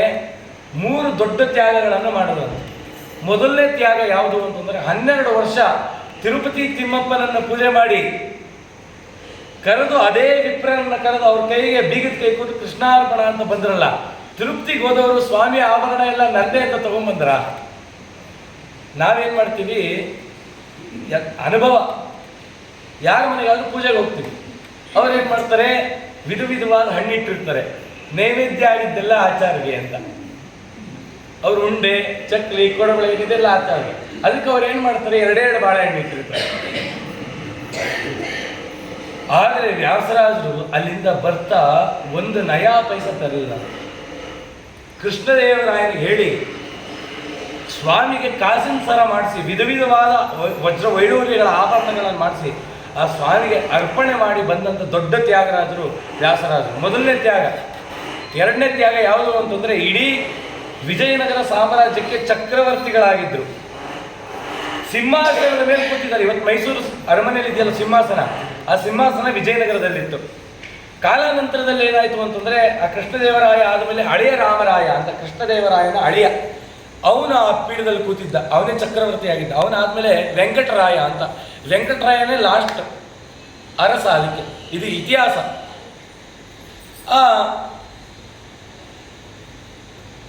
ಕೃಷ್ಣದೇವರಾಯನಿಗೆ ಕುಹಯೋಗ ಬಂತು, ಅಂದರೆ ಕುಜದೋಷ ಬಂತಂತೆ, ಮಂಗಳ ಗ್ರಹ ದೋಷ. ಅವನೇನಾದ್ರೂ ಸಿಂಹಾಸನದ ಮೇಲೆ ಕೂತ್ಕೊಂಡ್ರೆ ಏನಾಗ್ತಿತ್ತಂದ್ರೆ ಬೆಂಕಿ ಬೀಳ್ತಿತ್ತಂತೆ. ಪರೀಕ್ಷೆ ಮಾಡಲಿಕ್ಕೆ ತಾನು ಹುಟ್ಟಂತ ಒಂದು ವಸ್ತ್ರವನ್ನು ಸಿಂಹಾಸನದ ಮೇಲೆ ಹಾಕಿದ್ರೆ ಬೆಂಕಿ ಎತ್ಕೊಂಡ್ಬಿಡ್ತಂತೆ. ಯಾರ್ಯಾರೋ ಜ್ಯೋತಿಷಿಗಳನ್ನು ಕೇಳದ್ನಂತೆ, ಏನು ನಾನು ಕೂತ್ಕೊಂಡು ಚಕ್ರವಾರ ಈ ರಾಜ್ಯಭಾರ ಮಾಡ್ಲಿಕ್ಕೆ ಆಗಲ್ವಾ? ಹಾಗಂದ್ರಂತೆ, ನಿನ್ನ ಕುಹಯೋಗ ಪರಿಹಾರ ಮಾಡ್ಕೋಬೇಕು. ಹೇಗೆ ಮಾಡ್ಕೊಳ್ಳೋದು ಅಂತಂದರೆ, ಯಾರು ಒಬ್ಬ ಉತ್ತಮ ವ್ಯಕ್ತಿ ಈ ಜಗತ್ತಲ್ಲಿದ್ದರೆ, ಜಪ ತಪ ಅನುಷ್ಠಾನವನ್ನು ಇಟ್ಕೊಂಡಿರುವಂಥ ಒಬ್ಬ ನಿಷ್ಠಾವಂತ ಸದಾಚಾರ ವ್ಯಕ್ತಿಗಳನ್ನು ಅದರಲ್ಲಿ ಕೂಡಿಸು, ಅವರ ತಪೋಬಲದಿಂದ ನಿನ್ನ ಕುಜದೋಷ ಪರಿಹಾರ ಆಗುತ್ತೆ, ಆಮೇಲೆ ನೀನು ಕೊಡ್ಬೋದು. ಆ ಕೃಷ್ಣದೇವರ ಏನು ಮಾಡ್ದ ಅಂತಂದರೆ, ಆ ಭಾಗ ಆಗ್ತದೆ. ಆ ಕೃಷ್ಣದೇವರಾಯ ಏನು ಮಾಡ್ದ ಅಂತಂದರೆ, ಒಂದು ದೊಡ್ಡ ಬ್ಯಾನರ್ ಹಾಕಿದ್ನಂತೆ. ಏನದು ಬ್ಯಾನರು ಅಂತಂದರೆ, ನೋಡಿ ನನಗೆ ಕುಜದೋಷ ಬಂದಿದೆ, ನಿಷ್ಠಾವಂತ ಸದಾಚಾರ ವ್ಯಕ್ತಿ ಯಾರಾದರೂ ಈ ಸಿಂಹಾಸನದ ಮೇಲೆ ಕೂತ್ರೆ ನನ್ನ ಅರ್ಧ ರಾಜ್ಯವನ್ನು ಅವನಿಗೆ ದಾರಿ ಇರ್ತೀನಿ, ಅರ್ಧ ರಾಜ್ಯ ನೀನು ಚಕ್ರವರ್ತಿ ಆಗೋ, ಅರ್ಧ ನಾನು ಚಕ್ರವರ್ತಿ. ಅಂದರೆ ಇನ್ನು ಯಾವ ಮಟ್ಟಕ್ಕಿತ್ತು ಅಂತ ಕುಜದೋಷ. ಒಬ್ಬನೂ ಮುಂದೆ ಬರಲಿಲ್ಲ ಅಂತ, ಒಬ್ಬರೂ ಮುಂದೆ ಬರಲಿಲ್ಲ. ಆಗ ಯಾರ್ಯಾರು ಕೇಳಿದಾಗ ಯಾರು ಅಂದ್ರಂತೆ ಕೃಷ್ಣದೇವರಾಯನಿಗೆ, ಯಾರ್ಯಾರಿಗೋ ಯಾಕೆ ಕೇಳ್ತೀಯಾ? ನಿನ್ನಲ್ಲೇ ಒಳ್ಳೆ ರತ್ನ ಇದೆ. ಅದು ಯಾರು ಅಂತಂದರೆ ವ್ಯಾಸರಾಜರು. ಅವರು ಒಬ್ಬರೇ ಇದಕ್ಕೆ ಕೂಡ್ಲಿಕ್ಕೆ ಸಾಧ್ಯ. ಅವರನ್ನು ಕೂಡಿಸು, ಅವರನ್ನೇ ನಿನ್ನ ರಾಜದಂಡವನ್ನು ಅವ್ರ ಕೈಗೆ ಕೊಟ್ಟು ನೀನು ಇಡೀ ಸಂಸ್ಥಾನವನ್ನು ಅವ್ರ ಪಾದಕ್ಕೆ ಹಾಕು, ಅರ್ಪಣೆ ಮಾಡು, ಅವರು ಉದ್ಧಾರ ಮಾಡ್ತಾರೆ. ಹೋಗಿ ವ್ಯಾಸರಾಜ ಅಂತ ಕೇಳ್ಕೊಂಡ, ಪ್ರಭೋ ನನ್ನನ್ನು ಉದ್ಧಾರ ಮಾಡಿ, ಈ ಸಾಮ್ರಾಜ್ಯವನ್ನು ಉದ್ಧಾರ ಮಾಡಿ ಎಂದಾಗ ವ್ಯಾಸರಾಜರು ಆಗಲಿ ಅಂಥೇಳಿ ತಮ್ಮ ಗೋಪಾಲಕೃಷ್ಣ ದೇವರ ಪೆಟ್ಟಿಗೆಯನ್ನು ಒಂದು ಮುಹೂರ್ತ ಕಾಲ ಅದರಲ್ಲಿ ಇಟ್ಟು ಕೇವಲ ಒಂದೇ ಒಂದು ಮುಹೂರ್ತ ಕಾಲ ಅವ್ರು ಕೂತ್ರೆ ಜಯ ಜಯ ವೈಷ್ಣವ ಪಯನಿಧಿ ಚಂದ್ರಗೆ ಜಯ ಜಯ ವ್ಯಾಸ ಯತೀಂದ್ರರಿಗೆ ಜಯ ಜಯ ವರ ಕರ್ನಾಟಕ ಪತಿಗೆ ಜಯ ಸಿಂಹಾಸನವೇರಿದಗೆ ನಾಲ್ಕು ಶಾಸ್ತ್ರಗಳ ಪಾರಂಗತರಿಗೆ ಕಕುಮತಗಳನ್ನು ತುಳಿದವಗೆ ಆ ಕಮಲಾಪತಿ ಬಕುತವರೆಣ್ಯಗೆ ಶ್ರೀಕರ ಚಂದ್ರಿಕಾಚಾರ್ಯರಿಗೆ ಕೃಷ್ಣ ದೇವರಾಯನ ಕುಲಪತಿಗೆ ಕಷ್ಟದ ಕುಹಯೋಗವ ಕೊಂದವಗೆ ಶಿಷ್ಟ ಜನಗಳಿಗೆ ಇಷ್ಟಾರ್ಥಗಳನ್ನು ವೃಷ್ಟಿಯ ಗೈವ ಪ್ರಸನ್ನನಿಗೆ ಜಯ ಜಯ ಜಯ ವೈಷ್ಣವ ಕೊಂಡಾಡ್ತಾರೆ. ಎಂಥ ದರ್ಬಾರು! ವಾದಿರಾಜರು, ವಿಜಯೇಂದ್ರ ತೀರ್ಥರು, ಪುರಂದರದಾಸರು, ಕನಕದಾಸರು, ಕೃಷ್ಣದೇವರಾಯ ಮಡಪಂಚ ಹಿಡ್ಕೊಂಡು ನಿಂತಿದ್ದಾನೆ. ಅಂಥ ಒಂದು ದರ್ಬಾರು ವ್ಯಾಸರಾಜರಿಗೆ. ರತ್ನಾಭಿಷೇಕ ಮಾಡದಂತೆ ವ್ಯಾಸರಾಜರು ಒಂದು ಮುಹೂರ್ತ ಆದಮೇಲೆ ಕೃಷ್ಣ ನಿನಗೆ ಅರ್ಪಣ ಅಂತ ಕಾವಿ ಉಟ್ಕೊಂಡು ಎಲ್ಲ ಕೊಡುವಿ ಬಂದ್ರಂತೆ, ನಂದಲ್ಲ. ಇಂಥ ವ್ಯಕ್ತಿ ಜಗತ್ತಲ್ಲಿದ್ದಾರ. ನಮಗೆ ಒಂದು ಕಿಂಚಿತ್ ಅಧಿಕಾರ. ಯಾರೋ ಹೇಳ್ತಾ ಇದ್ರು 10 ನಿಮಿಷ ನಾನು ಪ್ರೈಮ್ ಮಿನಿಸ್ಟರ್ ಆದರೆ ಸಾಕು, 10 ನಿಮಿಷದಲ್ಲಿ 10 ತಲೆಮಾರಿಗೆ ಬೇಕಾದಷ್ಟು ಮಾಡ್ಕೋತೀನಿ ಅಂತ ಅಲ್ವಾ? ಹಾಗಿರೋ ಕಾಲಕ್ಕೆ ವ್ಯಾಸರಾಜರು ಒಂದು ನಯಾ ಪೈಸಾ ಮಾಡಿಕೊಡಿ. ಕೃಷ್ಣದೇವರಾಯ ವಾಪಸ್ ತಗೋವಾಗ 3ನೇ ತ್ಯಾಗ ವಿಜಯೇಂದ್ರ ಸ್ವಾಮಿಗಳನ್ನು ಕೊಟ್ಟರು. ಆ ವಿಷ್ಣು ತೀರ್ಥರಿಗೆ ವಿಜಯೇಂದ್ರ ತೀರ್ಥ ಅಂತ ನಾಮಕರಣ ಮಾಡಿದ್ರು. ಸುರೇಂದ್ರ ತೀರ್ಥರು 98 ವರ್ಷ ಬದುಕಿದ್ರಂತೆ, ಪೂರ್ಣ ಆಯುಷ್ಯ ಸುರೇಂದ್ರ ತೀರ್ಥರಿಗೆ. ಅದೇ ವಿಜಯನಗರದಲ್ಲಿ ಒಂದು ಗುರುಕುಲವನ್ನು ಸ್ಥಾಪನೆ ಮಾಡಿದ್ರು. ಅಲ್ಲೇ ಅವರು ವೃಂದಾವನ ಆಯಿತು. ಆದರೆ ಅವ್ರ ವೃಂದಾವನ ಎಲ್ಲಿದೆ ಅನ್ನೋದು ಗೊತ್ತೇ ಇರಲಿಲ್ಲ. ಕರೆಕ್ಟ್ 6 ವರ್ಷದ ಕೆಳಗಡೆ ಹಂಪೆನಲ್ಲಿ ಒಂದು ರಿಸರ್ಚ್ ಅವರು ಬಂದು ಎಲ್ಲೆಲ್ಲಿ ಏನಾದ್ರು ಭೂಗತ ಆಗಿದೆಯಾ ಅಂತ ಎಲ್ಲ ತೆಗೆದು ನೋಡ್ತಿರುವಾಗ ವಿಜಯ ವಿಠ್ಠಲ ಮಂದಿರ ಇದೆಯಲ್ಲ, ಅದ ಹತ್ರದಲ್ಲಿ ಒಂದು ಯಾವುದೋ ಒಂದು ಕಲ್ಲು ಸಿಕ್ತು ಅಂತೇಳಿ ಕೊರೆಯಲಿಕ್ಕೆ ಶುರು ಮಾಡೋದು. ಮಣ್ಣೆಲ್ಲ ತೆಗೆದ್ರೆ ಒಳಗಡೆ ಒಂದು ಮಂಟಪದೊಳಗಡೆ ಕೂತ್ಕೊಳ್ಳೋಕ್ಕೆ ಅಂತ ಪೀಠಗಳು, ಅಲ್ಲಿ ಒಂದು ಪೀಠ ಇತ್ತಂತೆ. ಪೀಠ ನೋಡ್ತಾರೆ, ಅವಾಗ ಅವ್ರಿಗೆ ಅನಿಸ್ತು ಇಲ್ಲಿ ಯಾವುದು ಬೃಂದಾವನ ಇಲ್ಲ. ಒಂದು ತಾಮ್ರ ಶಾಸನ ಸಿಕ್ತು. ಆ ತಾಮ್ರ ಶಾಸನದಲ್ಲಿ ಗೊತ್ತಾಯಿತು ಇದು ರಾಯರ ಮಠಕ್ಕೆ ಸಂಬಂಧಪಟ್ಟದ್ದು ಅಂತ. ಅಲ್ಲೇ ಅಗದಾಗ ಒಂದು ಬೃಂದಾವನ ಸಿಕ್ತು, ಸುರೇಂದ್ರ ತೀರ್ಥದ ಬೃಂದಾವನ ಸಿಕ್ತು. ಸುರೇಂದ್ರ ತೀರ್ಥರು ಅಲ್ಲೇ ಇದ್ದು. ತದನಂತರದಲ್ಲಿ ಇತಿಹಾಸ ಹೇಳ್ತಾ ಇದೆ ಏನಪ್ಪ ಆಯಿತು ಅಂತಂದರೆ, ಆ ಕಾಲಾನಂತರದಲ್ಲಿ ವಿಜಯೇಂದ್ರ ತೀರ್ಥರು ಅಲ್ಲೇ ಇದ್ದರು. ಆ ವಿಜಯೇಂದ್ರ ತೀರ್ಥರ ಕಾಲಕ್ಕೆ ಆ ಕೃಷ್ಣದೇವರಾಯನ ಪತನ ಆಯಿತು. ತುಂಬ ಕುತಂತ್ರದಿಂದ ಕೃಷ್ಣದೇವರಾಯನ ಪತನ ಆಯಿತು. ಎಂಥ ವಜ್ರ ವೈಡೂರ್ಯಗಳು ಮುತ್ತು ರತ್ನಗಳನ್ನು ಬೀದಿಲಿ ವ್ಯಾಪಾರ ಮಾಡ್ತಿದ್ರು, ಅಷ್ಟು ಸುಲಲಿತವಾಗಿ ಆಭರಣಗಳು ಸಿಕ್ತಿತ್ತು. ಅಷ್ಟು ಸುವರ್ಣ ಇರದಂಥ ಬದುಕಂಥ ವಿಜಯನಗರ ಕೆಲವೇ ಕಾಲದಲ್ಲಿ ಪತನ ಆಗೋಯ್ತಂತೆ. 6 ತಿಂಗಳಲ್ಲಿ ನಿರ್ನಾಮ ಮಾಡಿಬಿಟ್ರಂತೆ. ಏನು ಮಾಡಿದ್ರಂತೆ ಗೊತ್ತಾ? ಕಲ್ಲುಗಳನ್ನು ಒಡೆಯಕ್ಕೆ ಹೋದ್ರಂತೆ. ಆ ಮ್ಲೇಚ್ಛರು ಒಡಿಲಿಕ್ಕೆ ಸಾಧ್ಯ ಆಗಲಿಲ್ವಂತೆ, ಅಷ್ಟರ ಮಟ್ಟಿಗಿತ್ತಂತೆ. ಅದಕ್ಕೆ ದೇವಸ್ಥಾನ ಸುತ್ತಮುತ್ತ ಹಳ್ಳಗಳನ್ನು ತೋಡಿ ಸೌದೆಗಳನ್ನಿಟ್ಟು ಕಾವು ಹಾಕಿ ಆ ಕಾವಿನ ಒಂದು ತಾಪಕ್ಕೆ ಎಲ್ಲ ಈ ಕಟ್ಟಡಗಳು ಬಿರುಕು ಬಿಟ್ಟುಬಿಡ್ತಂತೆ. ಆ ಥರ 6 ತಿಂಗಳು ನಾಶ ಮಾಡಿದ್ರು. ತದನಂತರದ ಹಳೆಯ ರಾಮರಾಯ ಅಂತ ಅವನು ಬಂದ. ಅವನ ಕಾಲಕ್ಕೆ ವಿಜಯೇಂದ್ರ ಸ್ವಾಮಿಗೆ ರತ್ನಾಭಿಷೇಕಗಳನ್ನು ಮಾಡಿದ. ಪತನ ಆಯಿತು. ತದನಂತರದಲ್ಲಿ ಪೆನ್ಕೊಂಡಕ್ಕೆ ಬಂದರು. ಆ ರಾಜರೆಲ್ಲ ಪೆನ್ಕೊಂಡಕ್ಕೆ ಬಂದರು. ಆ ಏನು ಸಿಂಹಾಸನ ಇತ್ತು, ಆ ಸಿಂಹಾಸನ ಕೂಡ ಪೆನ್ಕೊಂಡಕ್ಕೆ ಬಂತು. ತದನಂತರದಲ್ಲಿ ಅದು ಪ್ರದತ್ತವಾಗಿ ಮೈಸೂರು ಅರಸರಿಗೆ ಬಂತು. ಮೈಸೂರು ಅರಸರು ಅದಕ್ಕೆ ಮುಂಚೆ ಸಾಮಂತರಾಜರಾಗಿದ್ದಂಥವ್ರು ಮಹಾರಾಜರಾದರು ಅಂತ ಇತಿಹಾಸ ಹೇಳ್ತಾ ಇದೆ. ಆ ಕಾಲಕ್ಕೆ ಏನಾಯಿತು ಅಂತಂದರೆ ಬ್ರಾಹ್ಮಣರೆಲ್ಲ ಒಂದೊಂದು ಕಡೆ ಹೊರಟೋದ್ರಂತೆ. ಆಗ ರಾಘವೇಂದ್ರ ಸ್ವಾಮಿಗಳ ಪೂರ್ವಿಕರ ಬಗ್ಗೆ ಹೇಳ್ತಾ ಇದ್ದಾರೆ. ಯಾರದು ಅಂತಂದ್ರೆ ರಾಯರ ಮುತ್ತಾತ ವೈಣಿಕ ಕೃಷ್ಣಾಚಾರ್ಯರು ಅಂತ. ಆ ವೈಣಿಕ ಕೃಷ್ಣಾಚಾರ್ಯರು ಕೃಷ್ಣದೇವರಾಯನಿಗೆ ಮತ್ತೆ ವಿಜಯೇಂದ್ರ ತೀರ್ಥರಿಗೆ ವೀಣೆ ಹೇಳಿಕೊಟ್ಟಂಥವರು. ಒಳ್ಳೆ ವಿದ್ವಾಂಸರು ಹೌದು, ಆದರೆ ವೀಣೆಯಲ್ಲಿ 64 ಕಲೆಗಳಲ್ಲೂ ಅಭ್ಯಾಸ ಮಾಡಿದಂಥವ್ರು ವೀಣೆಯನ್ನು ತುಂಬ ವಿಶಿಷ್ಟವಾಗಿ ಕರ್ನಾಟಕ ಸಂಪ್ರದಾಯದಲ್ಲಿ ಅಭ್ಯಾಸ ಮಾಡಿದ್ದಾರೆ. ಅವರು ತಮ್ಮ ಮಗನಾದ ಕನಕಾಚಲ ಭಟ್ಟರು ಅಂತ. ಏನಕ್ಕೆ ಕನಕಾಚಲ ಅಂತ ಹೆಸರು ಬಂತು ಅಂತಂದರೆ, ಮಹಾರಾಜರಿಂದ ಅಷ್ಟು ಕನಕಗಳು ಬಂದಿರ್ತಾನೆ. ಮನೆಯಲ್ಲಿ ಕೊಪ್ಪರಿಗೆ ಕನಕಗಳಿತ್ತಂತೆ ಅವ್ರು ಹುಟ್ಟಿದಾಗ. ಅದಕ್ಕೆ ಅವನಿಗೆ ಕನಕಾಚಲ ಅಂತ ಹೆಸರಿಟ್ರಂತೆ, ಕನಕಾಚಲ ಭಟ್ಟರು ಅಂತ. ಆ ಕನಕಾಚಲ ಭಟ್ಟರು ವಿಜಯೇಂದ್ರ ಸ್ವಾಮಿಗಳು ಇಬ್ಬರು ಒಟ್ಟಿಗೆ ವೀಣೆಯನ್ನೇ ಕಲಿತಂಥ ವ್ಯಕ್ತಿಗಳು. ಕನಕಾಚಲ ಭಟ್ಟರಿಗೂ ಮತ್ತು ವಿಜಯೇಂದ್ರ ಸ್ವಾಮಿಗಳು ಅತ್ಯಂತ ನಿಕಟ ಸಂಬಂಧ. ಅಂದರೆ ರಾಘವೇಂದ್ರ ಸ್ವಾಮಿಗಳ ತಾತನಿಗೂ ವಿಜಯೇಂದ್ರ ಸ್ವಾಮಿಗಳು ಯಾವಾಗಲೂ ಮತ್ತು ಯಾವಾಗ ಕೃಷ್ಣದೇವರಾಯನ ಪತನ ಆಯಿತು, ವಿಜಯೇಂದ್ರ ಸ್ವಾಮಿಗಳು ಕುಂಭಕೋಣದ ಕಡೆ ಸಂಚಾರ ಮಾಡಿದ್ರು. ಎಲ್ರಿಗೂ ಹೇಳಿದ್ರು, ಯಾರ್ಯಾರು ಅನ್ನಕ್ಕೆ ಆಹಾರಕ್ಕೆ ತುತ್ತಾಗಿದ್ದೀರಾ, ಅದೂ ಗತಿ ಇಲ್ದಿರೋಂಥವ್ರು ಯಾರು ತೃಷೆಯಿಂದ ಬಳಲ್ತಿದ್ರು ಅವರೆಲ್ಲ ಕುಂಭಕೋಣಕ್ಕೆ ಬನ್ನಿ, ನಾವು ನಿಮ್ಮನ್ನು ಸಾಕ್ತೀವಿ ಅಂತಂದ್ರು. ಆಗ ರಾಘವೇಂದ್ರ ಸ್ವಾಮಿಗಳ ತಾತನಿಗೆ ಕನಕಾಚಲ ಭಟ್ರಿಗೆ ಒಂದು ಅಪ್ಪಣೆ ಮಾಡ್ತಾರೆ. ಏನದು ಅಂತಂದರೆ, ತಮಿಳುನಾಡಲ್ಲಿ ಕಾವೇರಿಪಟ್ಟಣಂ ಅಂತ ಇದೆ. ಆ ಕಾವೇರಿಪಟ್ಟಣಮಲ್ಲಿ ನೀವು ಹೋಗಿ ಗುರುಕುಲದ ಅಧ್ಯಾಪಕರಾಗಿ ಅಲ್ಲಿ ಹೋಗಿ ಸೇವೆ ಮಾಡಿ ಅಂತ ಕಳಿಸಿದ್ರು. ಅವರಿಗೊಬ್ಬ ಸುಪುತ್ರ, ಯಾರದು ಅಂತಂದರೆ ತಿಮ್ಮಣ್ಣ ಭಟ್ರು, ರಾಘವೇಂದ್ರ ಸ್ವಾಮಿಗಳ ತಂದೆ, ವೈಣಿಕ ತಿಮ್ಮಣ್ಣ ಭಟ್ರು. ರಾಯರ ತಂದೆ ಹೇಗಿದ್ರು, ಆ ಕನಕಾಚಲ ಭಟ್ರಿಂದ ಅಧ್ಯಯನ ಮಾಡಿದ್ದಾರೆ, ಎಲ್ಲ ಶಾಸ್ತ್ರಗಳನ್ನು ಅಧ್ಯಯನ ಮಾಡಿದ್ರು, ಒಳ್ಳೆ ವೀಣೆ ವಿದ್ವಾಂಸರು. ವಿಜಯೇಂದ್ರ ಸ್ವಾಮಿಗಳ ಹತ್ರ ಕೂಡ ಶಾಸ್ತ್ರ ಅಧ್ಯಯನ ಮಾಡ್ತಿದ್ದರಂತೆ. ಒಂದ್ಸರಿ ವಿಜಯೇಂದ್ರ ಸ್ವಾಮಿಗಳ ಹತ್ರ ಒಬ್ಬ ಹಿಂದೂಸ್ತಾನಿ ಉತ್ತರಾದಿ ಸಂಗೀತಗಾರ ಬಂದ, ಸಿತಾರ್ ಇಟ್ಕೊಂಡು. ಸ್ವಾಮಿ, ಎಲ್ಲ ಕಲೆಗಳನ್ನು ಪ್ರದರ್ಶನ ಮಾಡಿದ್ದೀರಾ, ವೈಣಿಕ ಕಲೆಯನ್ನು ನಮ್ಮ ಮುಂದೆ ಪ್ರದರ್ಶನ ಮಾಡಿ. ಆಗ ವಿಜಯೇಂದ್ರ ಸ್ವಾಮಿಗಳು ಓಕೆ ಅಂದರು. ತಂಜಾವೂರು ರಾಜ ಕೂತಿದ್ದ, ಅವನು ಮುಂದೆ ನಡಿಬೇಕಂತೆ. ಅವನು ತುಂಬ ದೊಡ್ಡ ಪಂಡಿತ, ವೈಣಿಕ. ಆಗ ತಿಮ್ಮಣ್ಣ ಭಟ್ರನ್ನ, ಅಂದರೆ ರಾಘವೇಂದ್ರ ಸ್ವಾಮಿಗಳ ಪೂರ್ವಾಶ್ರಮ ತಂದೆಯವ್ರನ್ನ ಕರೆದು ವಿಜಯೇಂದ್ರ ಸ್ವಾಮಿಗಳು ಅಂದ್ರಂತೆ, ಅವ್ರು ಇನ್ನೂ ಬಾಲಕ, ನಾಳೆ ನಾನು ವೀಣೆ ನುಡಿಸಲ್ಲ, ನೀವು ನುಡಿಸ್ಬೇಕು. ಏನು ಸ್ವಾಮಿ, ಅಂಥ ದೊಡ್ಡವನ ಮುಂದೆ ನಾನು ಬಾಲಕನ? ಅವೆಲ್ಲ ಬೇಡ, ನೀವು ಮಾಡಿ ಆಗತ್ತೆ ಅಂತೇಳಿ ಅವ್ರಿಗೆ ಹೇಳ್ಕೊಟ್ರಂತೆ. ಮಾನ್ಯ ದಿನ ದೊಡ್ಡ ವಿದ್ವೋತ್ಸವ, ಅವರ ಸಿತಾರ್ ಕೇಳಿಕ್ಕೆ ಎಷ್ಟು ಸಾವಿರಾರು ಜನ ಸೇರಿದ್ದಾರೆ. ತಿಮ್ಮಣ್ಣ ಭಟ್ರಿಗೊಂದು ಚೂರು ಭಯ ಇಲ್ಲ, ಯಾಕಂದರೆ ನಮ್ಮ ಗುರುಗಳು ಎಂಥವ್ರು, ವಿಜಯೇಂದ್ರ ತೀರ್ಥರು ಅಂಥೇಳಿ ಕೂತಿದ್ದಾರೆ ಆರಾಮಾಗಿ. ಅವನು ಸಿತಾರ್ ನುಡಿಸ್ತಾ 1 ಗಂಟೆಗಳ ಕಾಲ ಸಿತಾರ್ ಮಾಲ್ಕವಂಸ್ ಅಂತ ರಾಗ, ಆ ಮಾಲ್ಕವಂಸ ರಾಗ ನುಡಿಸೋದಂತೆ 1 ಗಂಟೆಗಳ ಕಾಲ ವಿವಿಧವಾಗಿ. ಅದಾದ ಮೇಲೆ ದೊಡ್ಡ ಒಂದು ಏನು ವೇದಿಕೆ ನಿರ್ಮಾಣ ಆಗಿದೆ ಕರ್ನಾಟಕ ಶಾಸ್ತ್ರೀಯ ಸಂಗೀತಕ್ಕೆ. ಅವನು ಅಂದ್ಕೊಂಡ ವಿಜಯೇಂದ್ರ ತೀರ್ಥರು ಬಂದು ಕೂತ್ಕೋತಾರೆ, ಅವ್ರ ಸನ್ಯಾಸಿಗಳು ಅಭ್ಯಾಸ ಮಾಡೋಕ್ಕಾಗಿರಲ್ಲ, ಅವ್ರನ್ನ ಸೋಲಿಸ್ಬಿಡ್ತೀನಿ, ನಾನೇ ಗೆದ್ದು ಬಿಡ್ತೀನಿ ಅಂತ ಅಂದ್ಕೊಂಡವನು ವಿಜಯೇಂದ್ರ ಸ್ವಾಮಿಗಳು ತಿಮ್ಮಣ್ಣ ಅಂದರು. ಪ್ರಭು ಅಂತ ನಮಸ್ಕಾರ ಮಾಡಿ ವೀಣೆ ಇಟ್ಕೊಂಡು, ಪುಟ್ಟ ಬಾಲಕ ದೊಡ್ಡ ವೀಣೆ ಇಟ್ಕೊಂಡು ಕೂತರಂತೆ. ಅವನಿಗೆ ಆಶ್ಚರ್ಯ ಆಯಿತು, ಈ ಹುಡುಗ ಬಂದು ನನ್ನ ಎದುರುಗಡೆ ಕೂತ್ಕೋತಾನ. ಅವರು 1 ಗಂಟೆಗಳ ಕಾಲ ಮಾಲ್ಕವಂಸ್ ರಾಗ ನುಡಿಸಿದ್ರೆ ಇವರು 2 ಗಂಟೆಗಳ ಕಾಲ ವಿವಿಧವಾಗಿ ನುಡಿಸಿ ಅವನು ತಮ್ಮ ವಿಜಯ ಪತ್ರವನ್ನು ತಿಮ್ಮಣ್ಣ ಭಟ್ರಿಗೆ ಕೊಟ್ಟರಂತೆ. ಅಂಥ ವೈಣಿಕರು.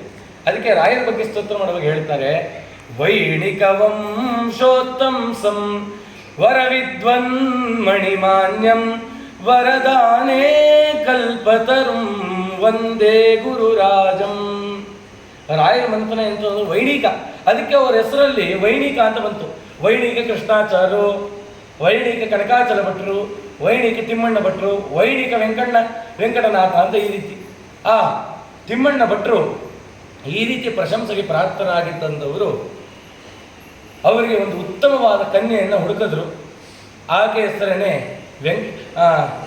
ಗೋಪಿಕಾಂಬ ಅಂತ. ಆ ಗೋಪಿಕಾಂಬ ಅಂತ ಅವರೊಟ್ಟಿಗೆ ವಿವಾಹ ಆಯಿತು. ಎಂಥ ಮನೆತನ ರಾಯರು ಅಂತಂದರೆ ಶಾಷ್ಟಿಕ ಮನೆತನ. ಏನು ಈ ಪೂರ್ವದಲ್ಲೆಲ್ಲ ಹೇಳಿದೆ, ಚಿತಾಮಿತ್ರರು, ಶ್ರೀಪಾದರು, ವ್ಯಾಸರಾಜರು, ಇವರೆಲ್ಲರೂ ಕೂಡ ಶಾಷ್ಟಿಕ ಮನೆತನ ಅಂತ. ಅಂದರೆ 60 ಒಕ್ಕಲು ಅಂತ ಕರಿತೀವಿ. ಆ 60 ಒಕ್ಕಲು ಮನೆತನದಲ್ಲಿ ಬಂದಂಥ ಬೀಗ ಮುದ್ರೆಯ ಮನೆತನ ರಾಯರದು. ಅಂಥ ಒಳ್ಳೆ ಮನೆತನದವರಿಗೆ ಆ ಗೋಪಿಕಾಂಬ ಅಂತ ವಿವಾಹ ಮಾಡಿಕೊಂಡಿದ್ದಾರೆ ತಿಮ್ಮಣ್ಣ ಭಟ್ರು.